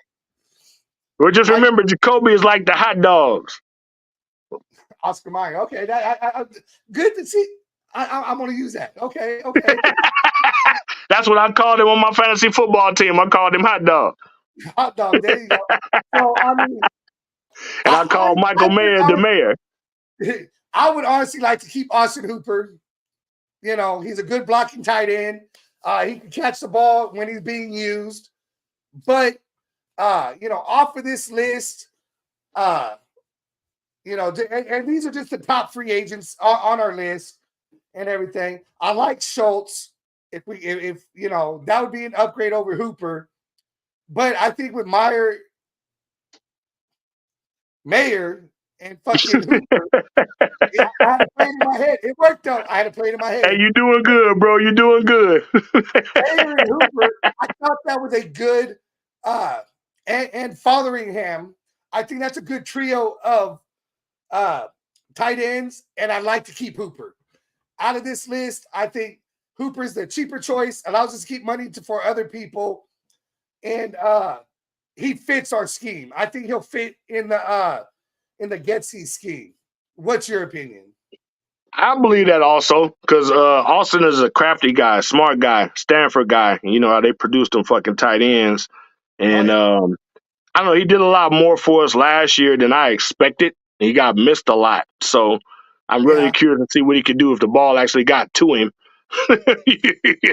But as far as the blocking and his veteran leadership, he seemed to meld well in the tight ends room, and he got that year on the experience, so he falls in that category of the kind of motherfucker like if he want to be here, I want him here. But everything is really about getting Michael Mayer. You got me doing it now. About getting Michael Mayer as going, and I believe that this year under Getsy, I think Michael Mayer is gonna have a fucking outstanding year because I know it had to make him sick watching Laporta have that kind of year. I agree. I agree with that, and I think I honestly think out of everybody on this list, the best compliment to Mayers is fucking Hooper right there. I mean, sign him, sign him for another couple years. I think that's going to be a good compliment. Yeah, All right. Dalton Schultz is nice, but we again familiarity kind of breeds contempt in this case because we got guys that know how to work together, and it's taken a while to get a cohesive unit in the tight ends room. So considering that we already got our incumbent, we got our young guy to groom. I think staying pat in that position would be a hell of a solidifier. You don't want to move around too much on that edge. I agree. Now we're going to move on to wide receiver, and the only reason we put in the wide receiver on here is the rumors that Hunter Renfrow is either going to be cut or traded. So let's go ahead, go there. I know everyone has that whole Ayuk thing because of what his family's posted. I don't want Ayuk. And my reasons on that is if he's crying and complaining because he didn't get enough passes in the Super Bowl, what's he going to do when you already got 2 number ones on your team? When you got Jacoby Myers and fucking Devontae Adams, and then you're going to put an Ayuk on there, all he's going to do is cry, complain, all that shit, and we don't need that on there. So as a possible replacement, a second, third, whatever, is there anybody off this free agent wide receiver list that you wouldn't mind seeing on the Raiders? Well, to revisit the Ayuk, I kind of completely disagree with that. I get the point, and it might be true, but I think his situation is more about negotiation. I think he's just trying to punk their ass to get a bigger paycheck because they value in Deebo Samuels more than he is, and he's the actual receiver. So I think that's more smoke than fire. But if Ayuk wanted to be a Raider, we'd be fucking dynamic to have Brandon Ayuk, fucking Devontae Adams, and fucking Michael Mayer coming out of the tight end with Trey Tucker stretching. We'd be fucking dynamic. But, that's a pipe dream. I don't think that's realistic for us. I think Mike Evans is definitely going back to the Bucks. I think that's going to be the way that they keep Baker Mayfield. The guy on this list that I would be most intrigued in, well, it's actually kind of two. The first one is T. Higgins. I don't really want to pay that much money when we got Devontae Adams on the other side, but he would be worth it. At least I think so. I think, that big body demanding A1 receiver, we can use that on the other side of Devontae, and that'll really open up our offense on no matter what we wanted to do. The other one is Marquise Brown. For whatever reason, I like Hollywood. He crafty, and he just got that dog in him. And I think he's been put in some pretty kind of shitty situations, not really taking up for him, but I don't think he's ever really been put in a position to be able to really succeed. He's always been kind of stretched. We need you to do this extra, and then when he can't do it, they label him a bust. But he keep coming back, and he always making plays. And I would be curious to see how he would perform in and around that talent that we have assembled. Curtis Samuel's kind of the same, but he's older. I like Marquise better than Curtis because of age. And Calvin Ridley is another one, but Calvin, he did okay coming back from off of the suspension with Jacksonville. I actually used him on my fantasy football team too, but their passing offense was shitty. And I don't know if it's just that Trevor Lawrence needed a bigger 1A receiver or they just had a shitty passing scheme. The interesting one for me is actually the Michael Pittman Jr. He's interesting. But he's just fucking possession receiver, though. That's just scary for me. He ain't really dynamic. But when you got 2 dynamic receivers and you need that possession, because that's all Hunter Renfrow is too. Third and Renfrow. He's a possession receiver. Yeah, but Hunter was a dynamic possession receiver, though. Hunter was like breaking motherfuckers open until they stopped using them. Well, until he got them concussions. When he got hurt, then he changed. Oh yeah, he had the that Cardinals game. He got hit by Zayvon Collins first and fumbled, and then he got knocked out by Simmons. And after Simmons hit his ass, he ain't been the same. Yeah. But Zayvon Collins hit his ass first, and I saw he was out. Oh yeah, he was out cold. Yeah. I'd like to keep him, but out of this list, I agree with the T. Higgins, but that's going to be another big contract. We're already spending a lot of money on this offense, Right. and we got T. Higgins other would be holes. one of those Vegas moves. Like, hey, we got to do something big here, and T. Higgins would definitely set it off to be like, pow, pow, pow, shoot off the fireworks kind of shit. But I'd rather be a solidified team. I can live with the Marquez Brown, but I like Pittman just a little bit better. I think, I think Bigger he's body. not. Yeah. He's just. I don't think. I mean, he played better when Gardner Minshew was in. Yeah, because he need a quarterback. I mean, Yeah. all possession receivers need a quarterback. You know what I mean? Because it's like your job is to get open and be at that spot at that time. So you got to have somebody that can manage that time and be where you at that spot. But if you just an athlete just running around, you know what I'm saying? Just fuck it. I just scramble, roll the pocket, and just throw the ball out in front of you, just make you go get it. But he not one of those. But that's why we got a Trey Tucker. That's why we got Devontae Adams. That's why we got Jacoby. I mean, we got other players to go. I think Pittman's a better fit, but that's, again, my opinion on this. But we're not going to spend a lot of time. The only reason I think, I should say my only real pushback at Pittman is, and I don't want this to sound disrespectful, but he's basically like a budget Devontae Adams. Devontae not that game breaker shit no more. He's a superstar and perennial Pro Bowler, but he's got a way, and Pittman has to establish his way. He hadn't even done that yet, and without dynamic speed, I don't see how you get that out of him. I just don't. I don't see where he would be that big a deal for us. Because we got Michael Mayer. We got tight ends to do that. We got that. That is true. That is true. Now, we're not going to spend a lot of time on wide receivers. Like I said, it's not the biggest need, but we are going to talk about the next two are our biggest needs on offense. We're going to go with offensive tackles first. Now, off this list here, I mean, we need to fix that offensive line. Illuminor played fairly well. I think he played better, but I'm gonna put Illuminor. Let's just say Illuminor goes somewhere else.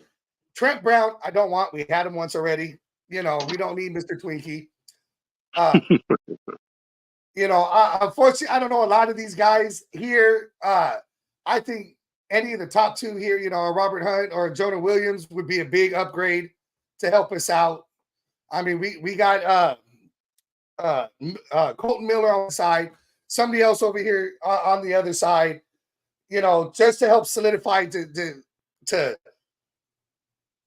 be able to handle their job and allow the tight ends to chip, allow the running back to catch whoever he needs to. I that would be one of my two choices there. For me, no one on this list is jumping off as if like you got to go and get that guy. Trent Brown is a little past his time, but with the 2 stints that he had, with the experience he got with us, he can't come back here. I'm not disrespecting his talent, but we don't need that. We've seen that show. Becton, I think he got injured again. He's been having a lot of injury issues. I don't really trust him, but he's a big motherfucker. The rest of the guys in my mind are kind of just guys. And so with that being said, of this bunch, I would almost favor Illuminor because Illuminor, like we can poo-poo him because, familiarity breeds contempt. We can always keep tearing him down. We do the same thing to the other brother, Brandon Parker. Brandon Parker. We do the same thing to him. Just beat his ass down. Oh, he sucks. We got to get better. But they keep fighting. They keep battling back. And, when you hear like one of those podcasts, Coach AP and Mad Max was on, and it was talking about like, characteristics of players. And they named Jermaine Luminor as one of the strongest motherfuckers. Like that dude he's a strong motherfucker for whatever reason, but he's got a reputation. He's got a rapport. So, considering he's only a swing tackle anyway, if he's, ain't interested in coming back for a player-friendly deal, I would prefer to probably just bring back Jermaine. At least we know what we're getting. I'm for that. I'll take Jermaine.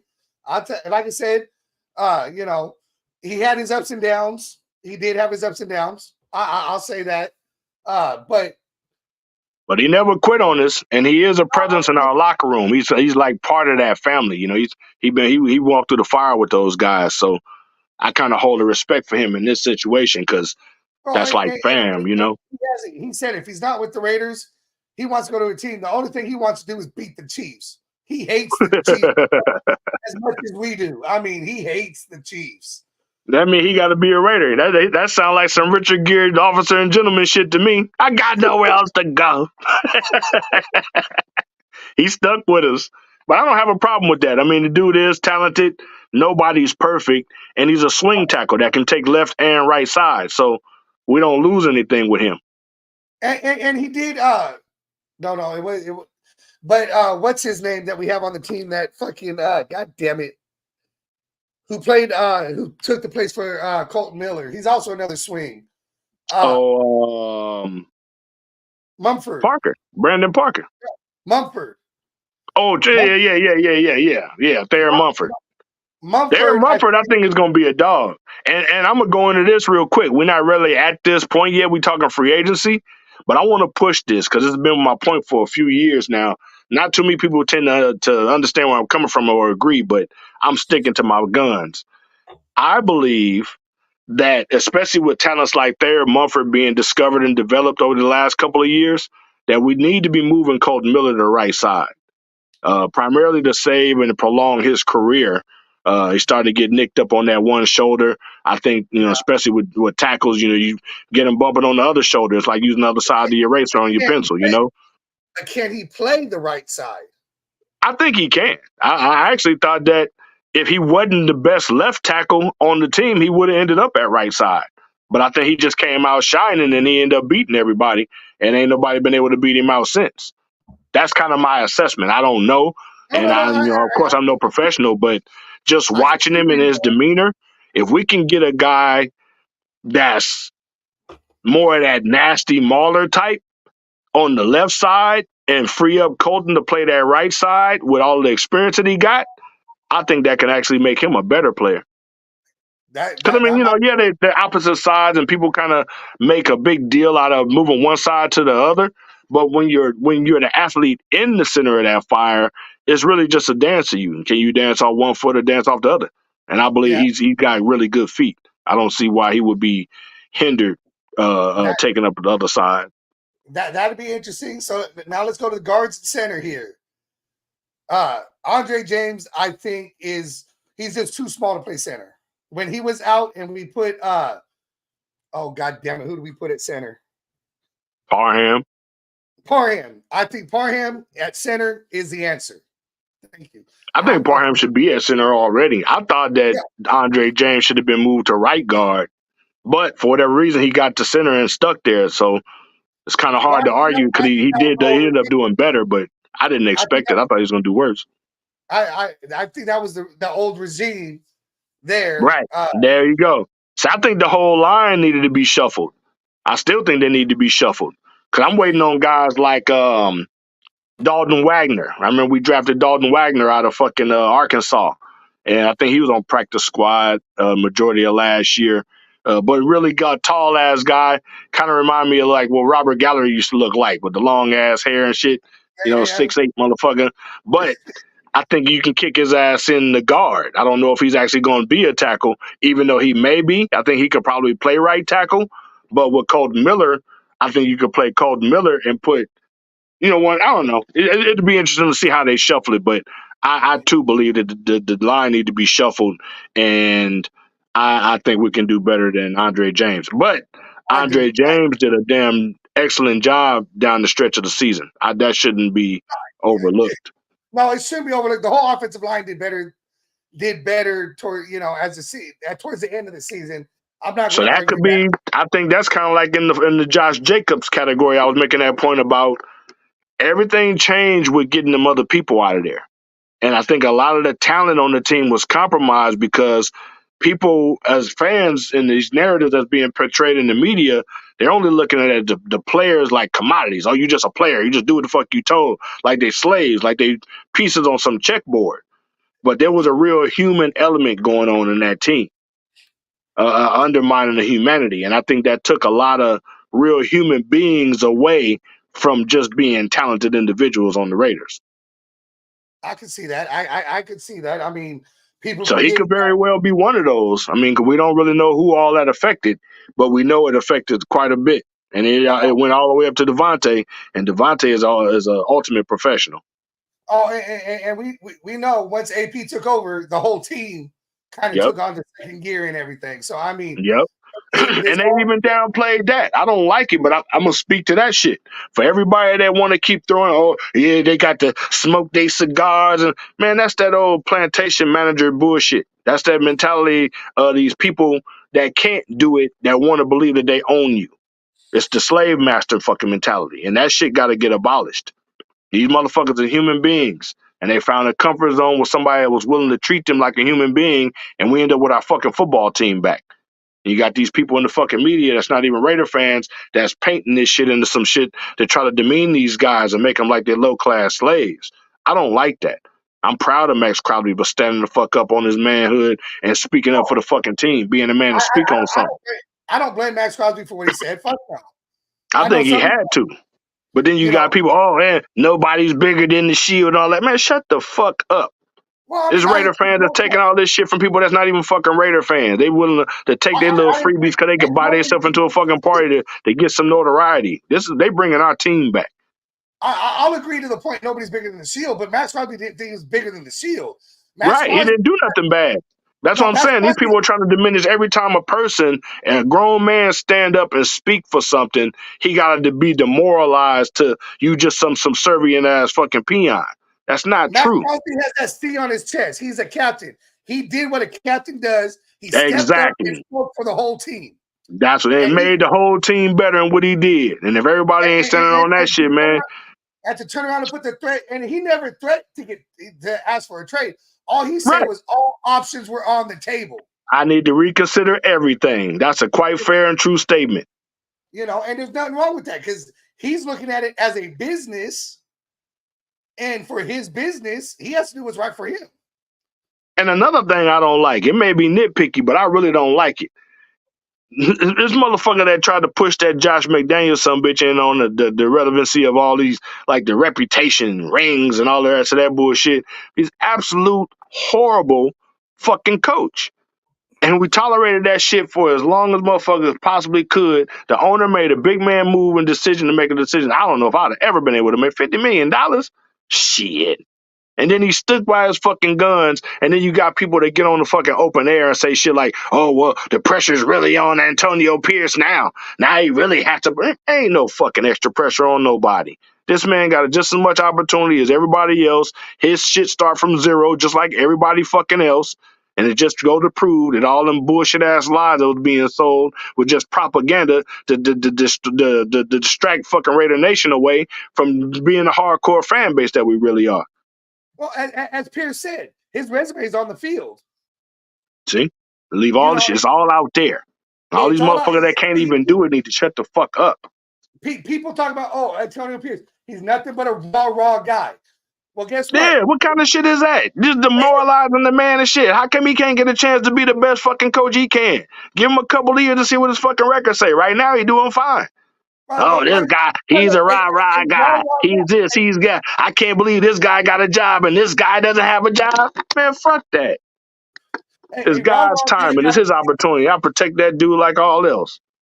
Oh, no, Antonio Pierce got fans willing to run through a wall, let alone his Man, players.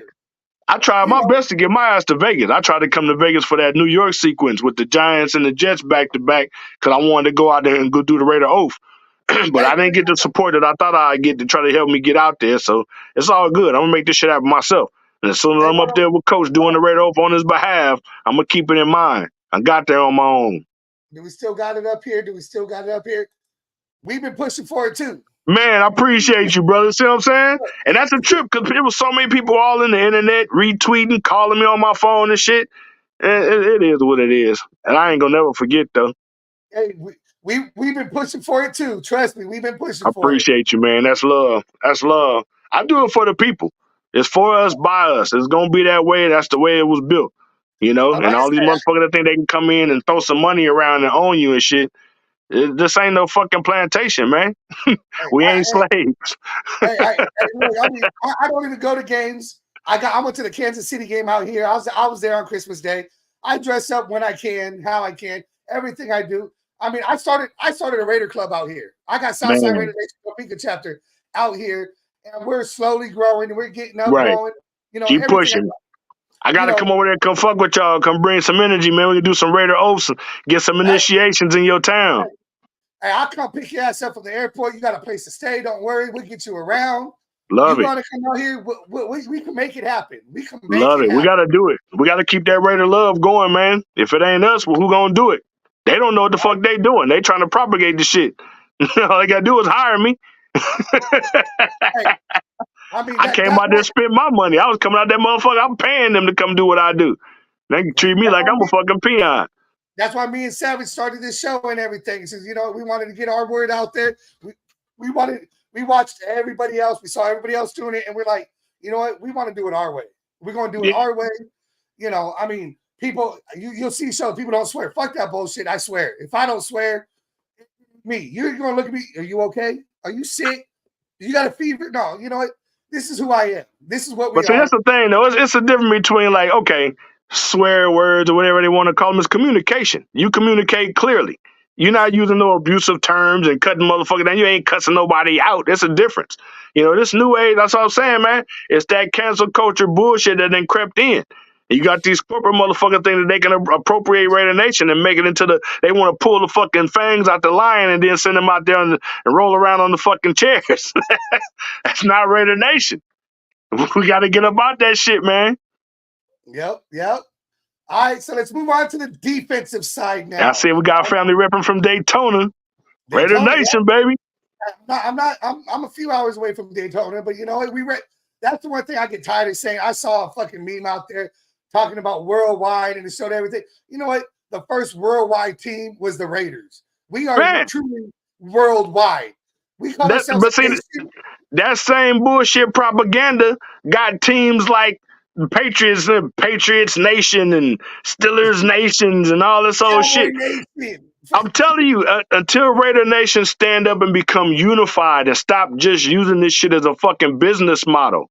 If it's a business model for us, it's going to be a business model for everybody else. This is our credo. We got to stick to the fucking man. Keep the main thing the main thing. Every time I see it or hear it, I correct everybody. There's only one nation. There's only one nation. And then you got that motherfucker that every man. I remember they had the motherfucker with the white Charlie Garner jerseys and shit in the black hole. We went through so many years cleaning up all this fan shit. And you got these motherfuckers just coming in and just ripping from us. And then the people, it's like you would think the organization to stick up for us. If King Al, and I'm hoping this creates some pressure on Mark Davis, even though I mean it in the most respectable ways. King Al licensed us to do what we do. He didn't create Raider Nation. He created a platform for Raider Nation to exist. Yep. He didn't create the black hole. He created an opportunity for the black hole to thrive. He allowed all this shit to happen. He allowed it. You know what I'm saying? But he didn't create it. These people are trying to take this shit like, oh, this is out there. And Raider Nation created in 1963. Like, shut the fuck up. They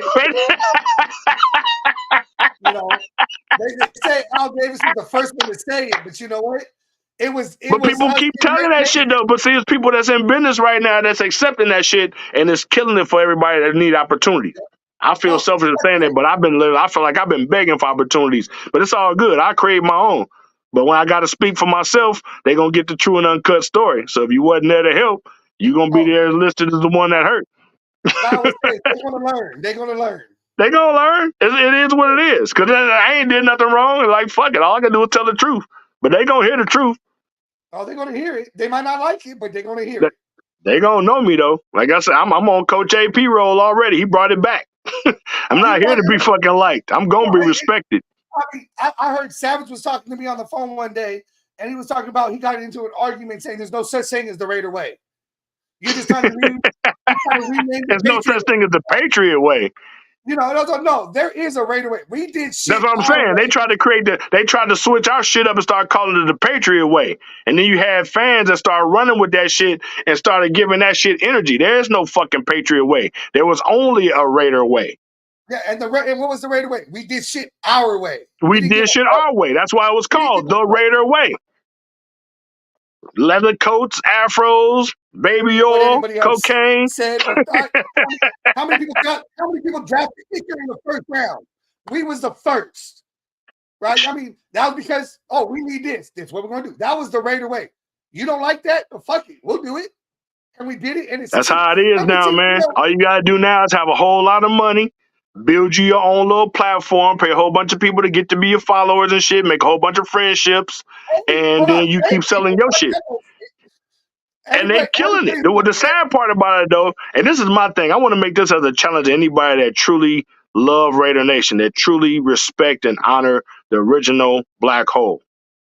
If you know of some bullshit propaganda, why don't you call it? I put a post up on one of the platforms just the other day, and thank you, appreciate you, Anna. I didn't even use cuss words. There was no nudity. I didn't make any direct accusations. I didn't call anybody out. All I said is, to some people, Raider Nation and the black hole is everything. And then there's others that only use this as a business model to propagate and make money. Which one are you? I said, are you here to help or are you here to hurt? Be honest. Do you know they took my post down? They took my post down. It wasn't even 5 minutes. I'm like, man, it's somebody really, really trying to kill our brand, man. Raider Nation better stand the fuck up and realize, man, it's us against them. It's us against the world. We created this. They didn't make us. They can't break us. It's you got to concede to giving in. And I'm trying to get next to Coach AP. I got shit on the outside. I've been offline. Shit, I was over the holidays meeting up with people. I put it like this, just in case Coach AP watching this episode by some strange and somebody put me on blast and take it to him. I was hanging out over the Christmas vacation with a person who Coach AP is renting space from. I'm going to just leave it at that, because anybody that's that much in the know, since everybody knows so fucking much, you'll know who that person is. You know some names, you know some connections, and if nothing else, tell Coach AP to call me out and let me know, because I'm working my way to get next to the coach so I can bring that roar back. It's nowhere in the world he's supposed to be the newest Raider, like literally in our history, and he'd allow this Raider roar in Vegas. There's nobody out there representing. Because that roar is me. I'm the fucking bullhorn of the black hole. I'm the one that bring that noise. I am that standard. And I've been trying to tell these motherfuckers this shit because for me, there's ways to do shit.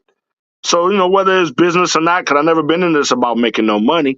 But now that everybody's selling merch and all the rest of this kind of shit, we can get the world engrossed and engage with the Raider Oath and bring the true, real, original black hole, the true, real spirit of what the Raider Nation is about, right back to Vegas. And that will become the Mecca that it's designed to be, because right now it's just a pretty ass stadium. Coach trying to fill that motherfucker up by himself. I was there with not a lot of the originals. I mean, I wasn't, Dave Monzo, shit like that was all before me. But I felt bad going to the damn black hole and not being a member. And trying to, they offered, it was free beer, free food, all this. Everybody was welcome. And I still felt bad because, I was like, this ain't right. So I turned around and spent my money. And I was a member 17 years. I gave, all that because it was one of those. These guys put their blood, sweat, and tears into the black hole. I mean, they have, there's stories out there that people don't know about. E6 didn't do it justice. There's a lot of shit out there that they don't know, all the hard work that went into all these groups. I mean, all these what the fuck are they called? Like my club, shit like that. These booster clubs. Right, the booster clubs, yeah. This is a lifestyle to us. We do this shit year round. It ain't no season's over. I mean, but the outsiders want to be known for running it. You know what I mean? This was just our family reunion. This was just church to us. Now you got people in here come trying to tell us how to do it, how we can talk, what we can do. Oh no, we don't need you. That was the hardest thing for me, being pushed away. Like, you don't need me. Well, why the fuck did my brother send me out there to do it? You can't even do what I do. How the fuck can you tell me you don't need me? You know what I Right? mean? But that's the kind of shit that's going on now. You know what I mean? So it's good. Last game of the season. What's up, Ray Dre? I see you respect, bro. Last game of the season, I turned around and came home back to Kansas, and I penned a letter to fucking Black Hole Rob. Talking about thanking him for everything he did for us. All this shit that was going on. I got closer to my dad. My dad was a 49er fan my whole life. My daddy too. Ain't that a bitch? That's how we got like this. And, but yet, my dad was a season ticket holder for 5 to 6 years for the Raiders, not the Raiders, for the Raiders. I convinced him to buy season tickets, and we went to the Black Hole every game. My dad had a heart attack leaving that game on my mom's birthday.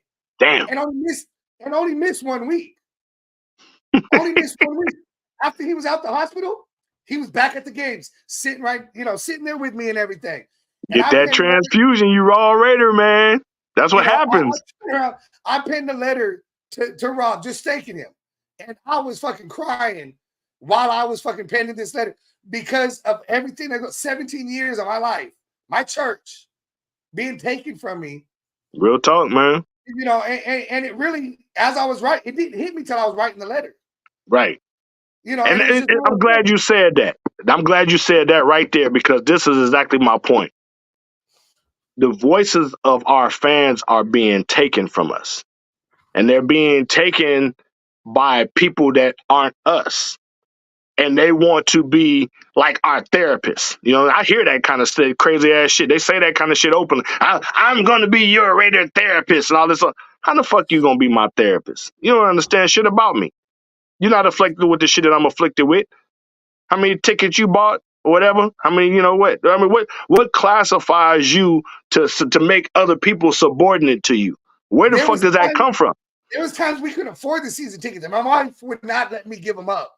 What the fuck? You see what I'm saying? People don't have no idea what they saying when they say shit like that, but they playing with it. Like for me, in all respect due to your situation with the season ticket shit, I come from dirt. So it was never about no season ticket for me. And my daddy was a fucking 49er fan, but he wasn't a 49er fan that was going to the games and shit. I just had to hear him talking shit. God rest his soul. I don't want to get disrespectful, but you know what I'm saying? Like, one of the biggest arguments I ever had with my daddy was when they still had the castle out there in Oakland next to the Coliseum, old Malibu.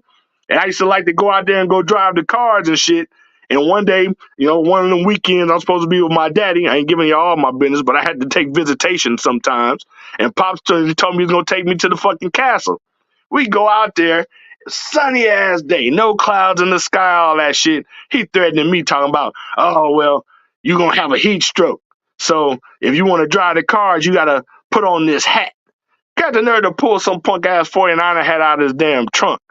And I threw the hat on the ground, right? So this is the first argument I ever had with my daddy. I don't know how old I had to be, like, man, I don't know, 8, 9-ish. I was young as shit, but it hurt my feelings because this motherfucker put an ultimatum talking about, if you don't wear the hat, then you can't drive the cars. And, we can go home. Man, take me home. I ain't spending the weekend with your ass no more. That shit. He was on my ex list, man. He was cut off my Christmas card list for at least 10 years. I couldn't even look him in the face. That's like that one commercial. You go to the Super Bowl if you put this helmet on. Fuck that. I guess I ain't going. Hell no. I'd rather throw myself down the stairs standing up straight. Right?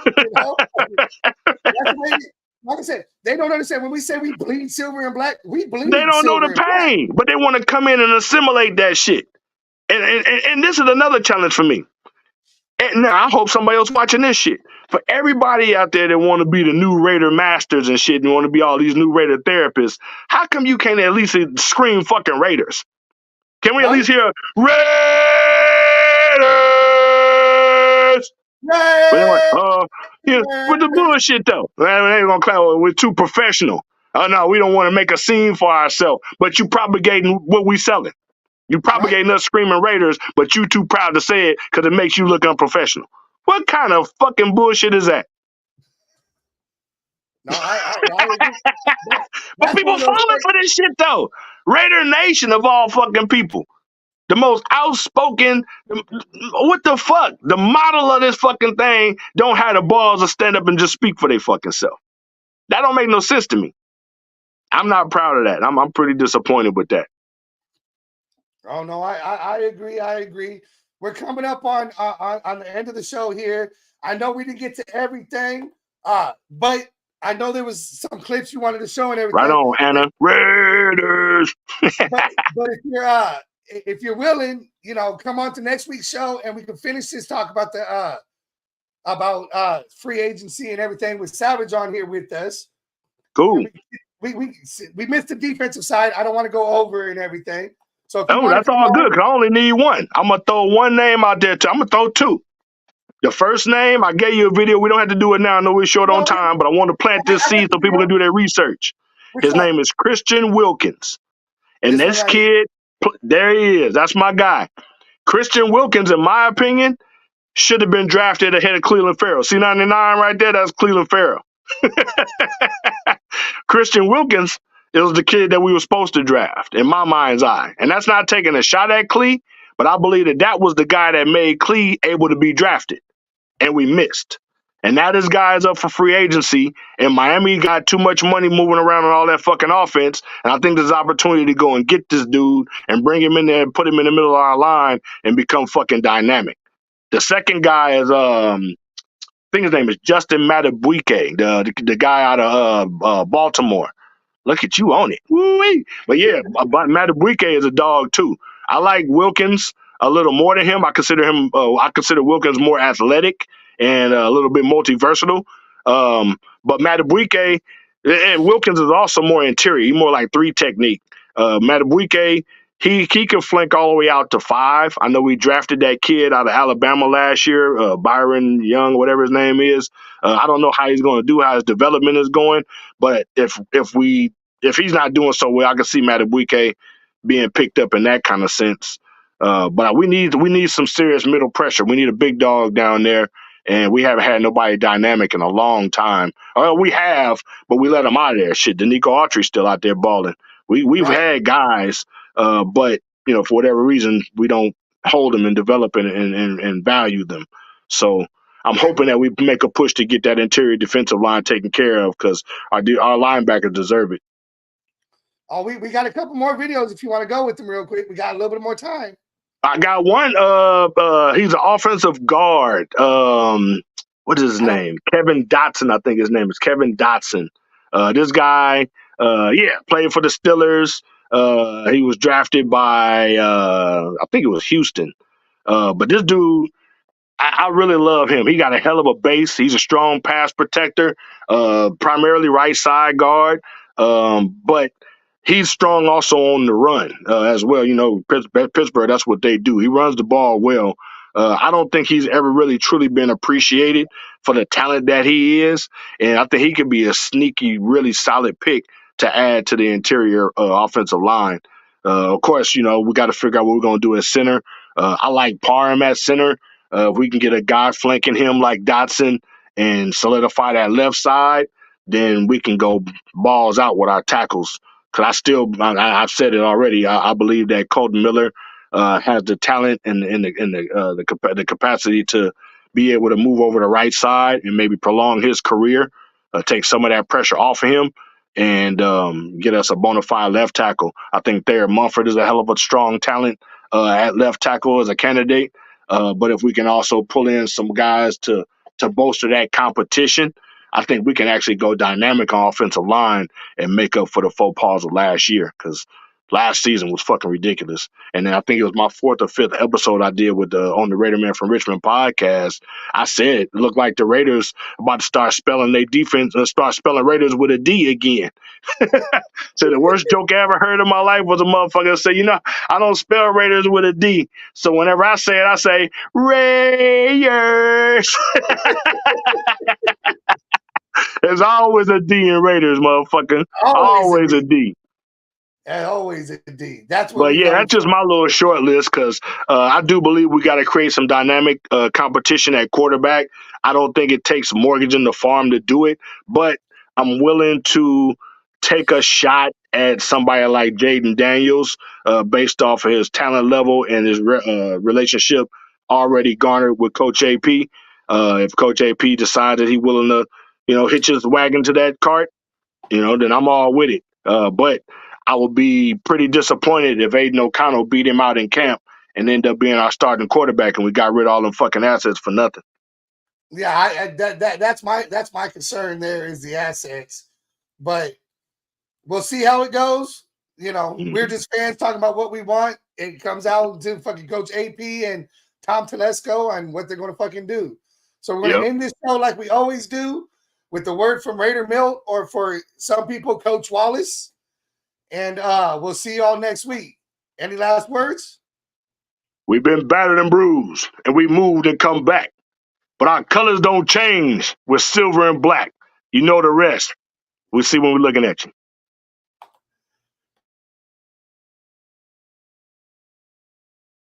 All you other NFL teams, your tailgates are weak. Your teams are weak.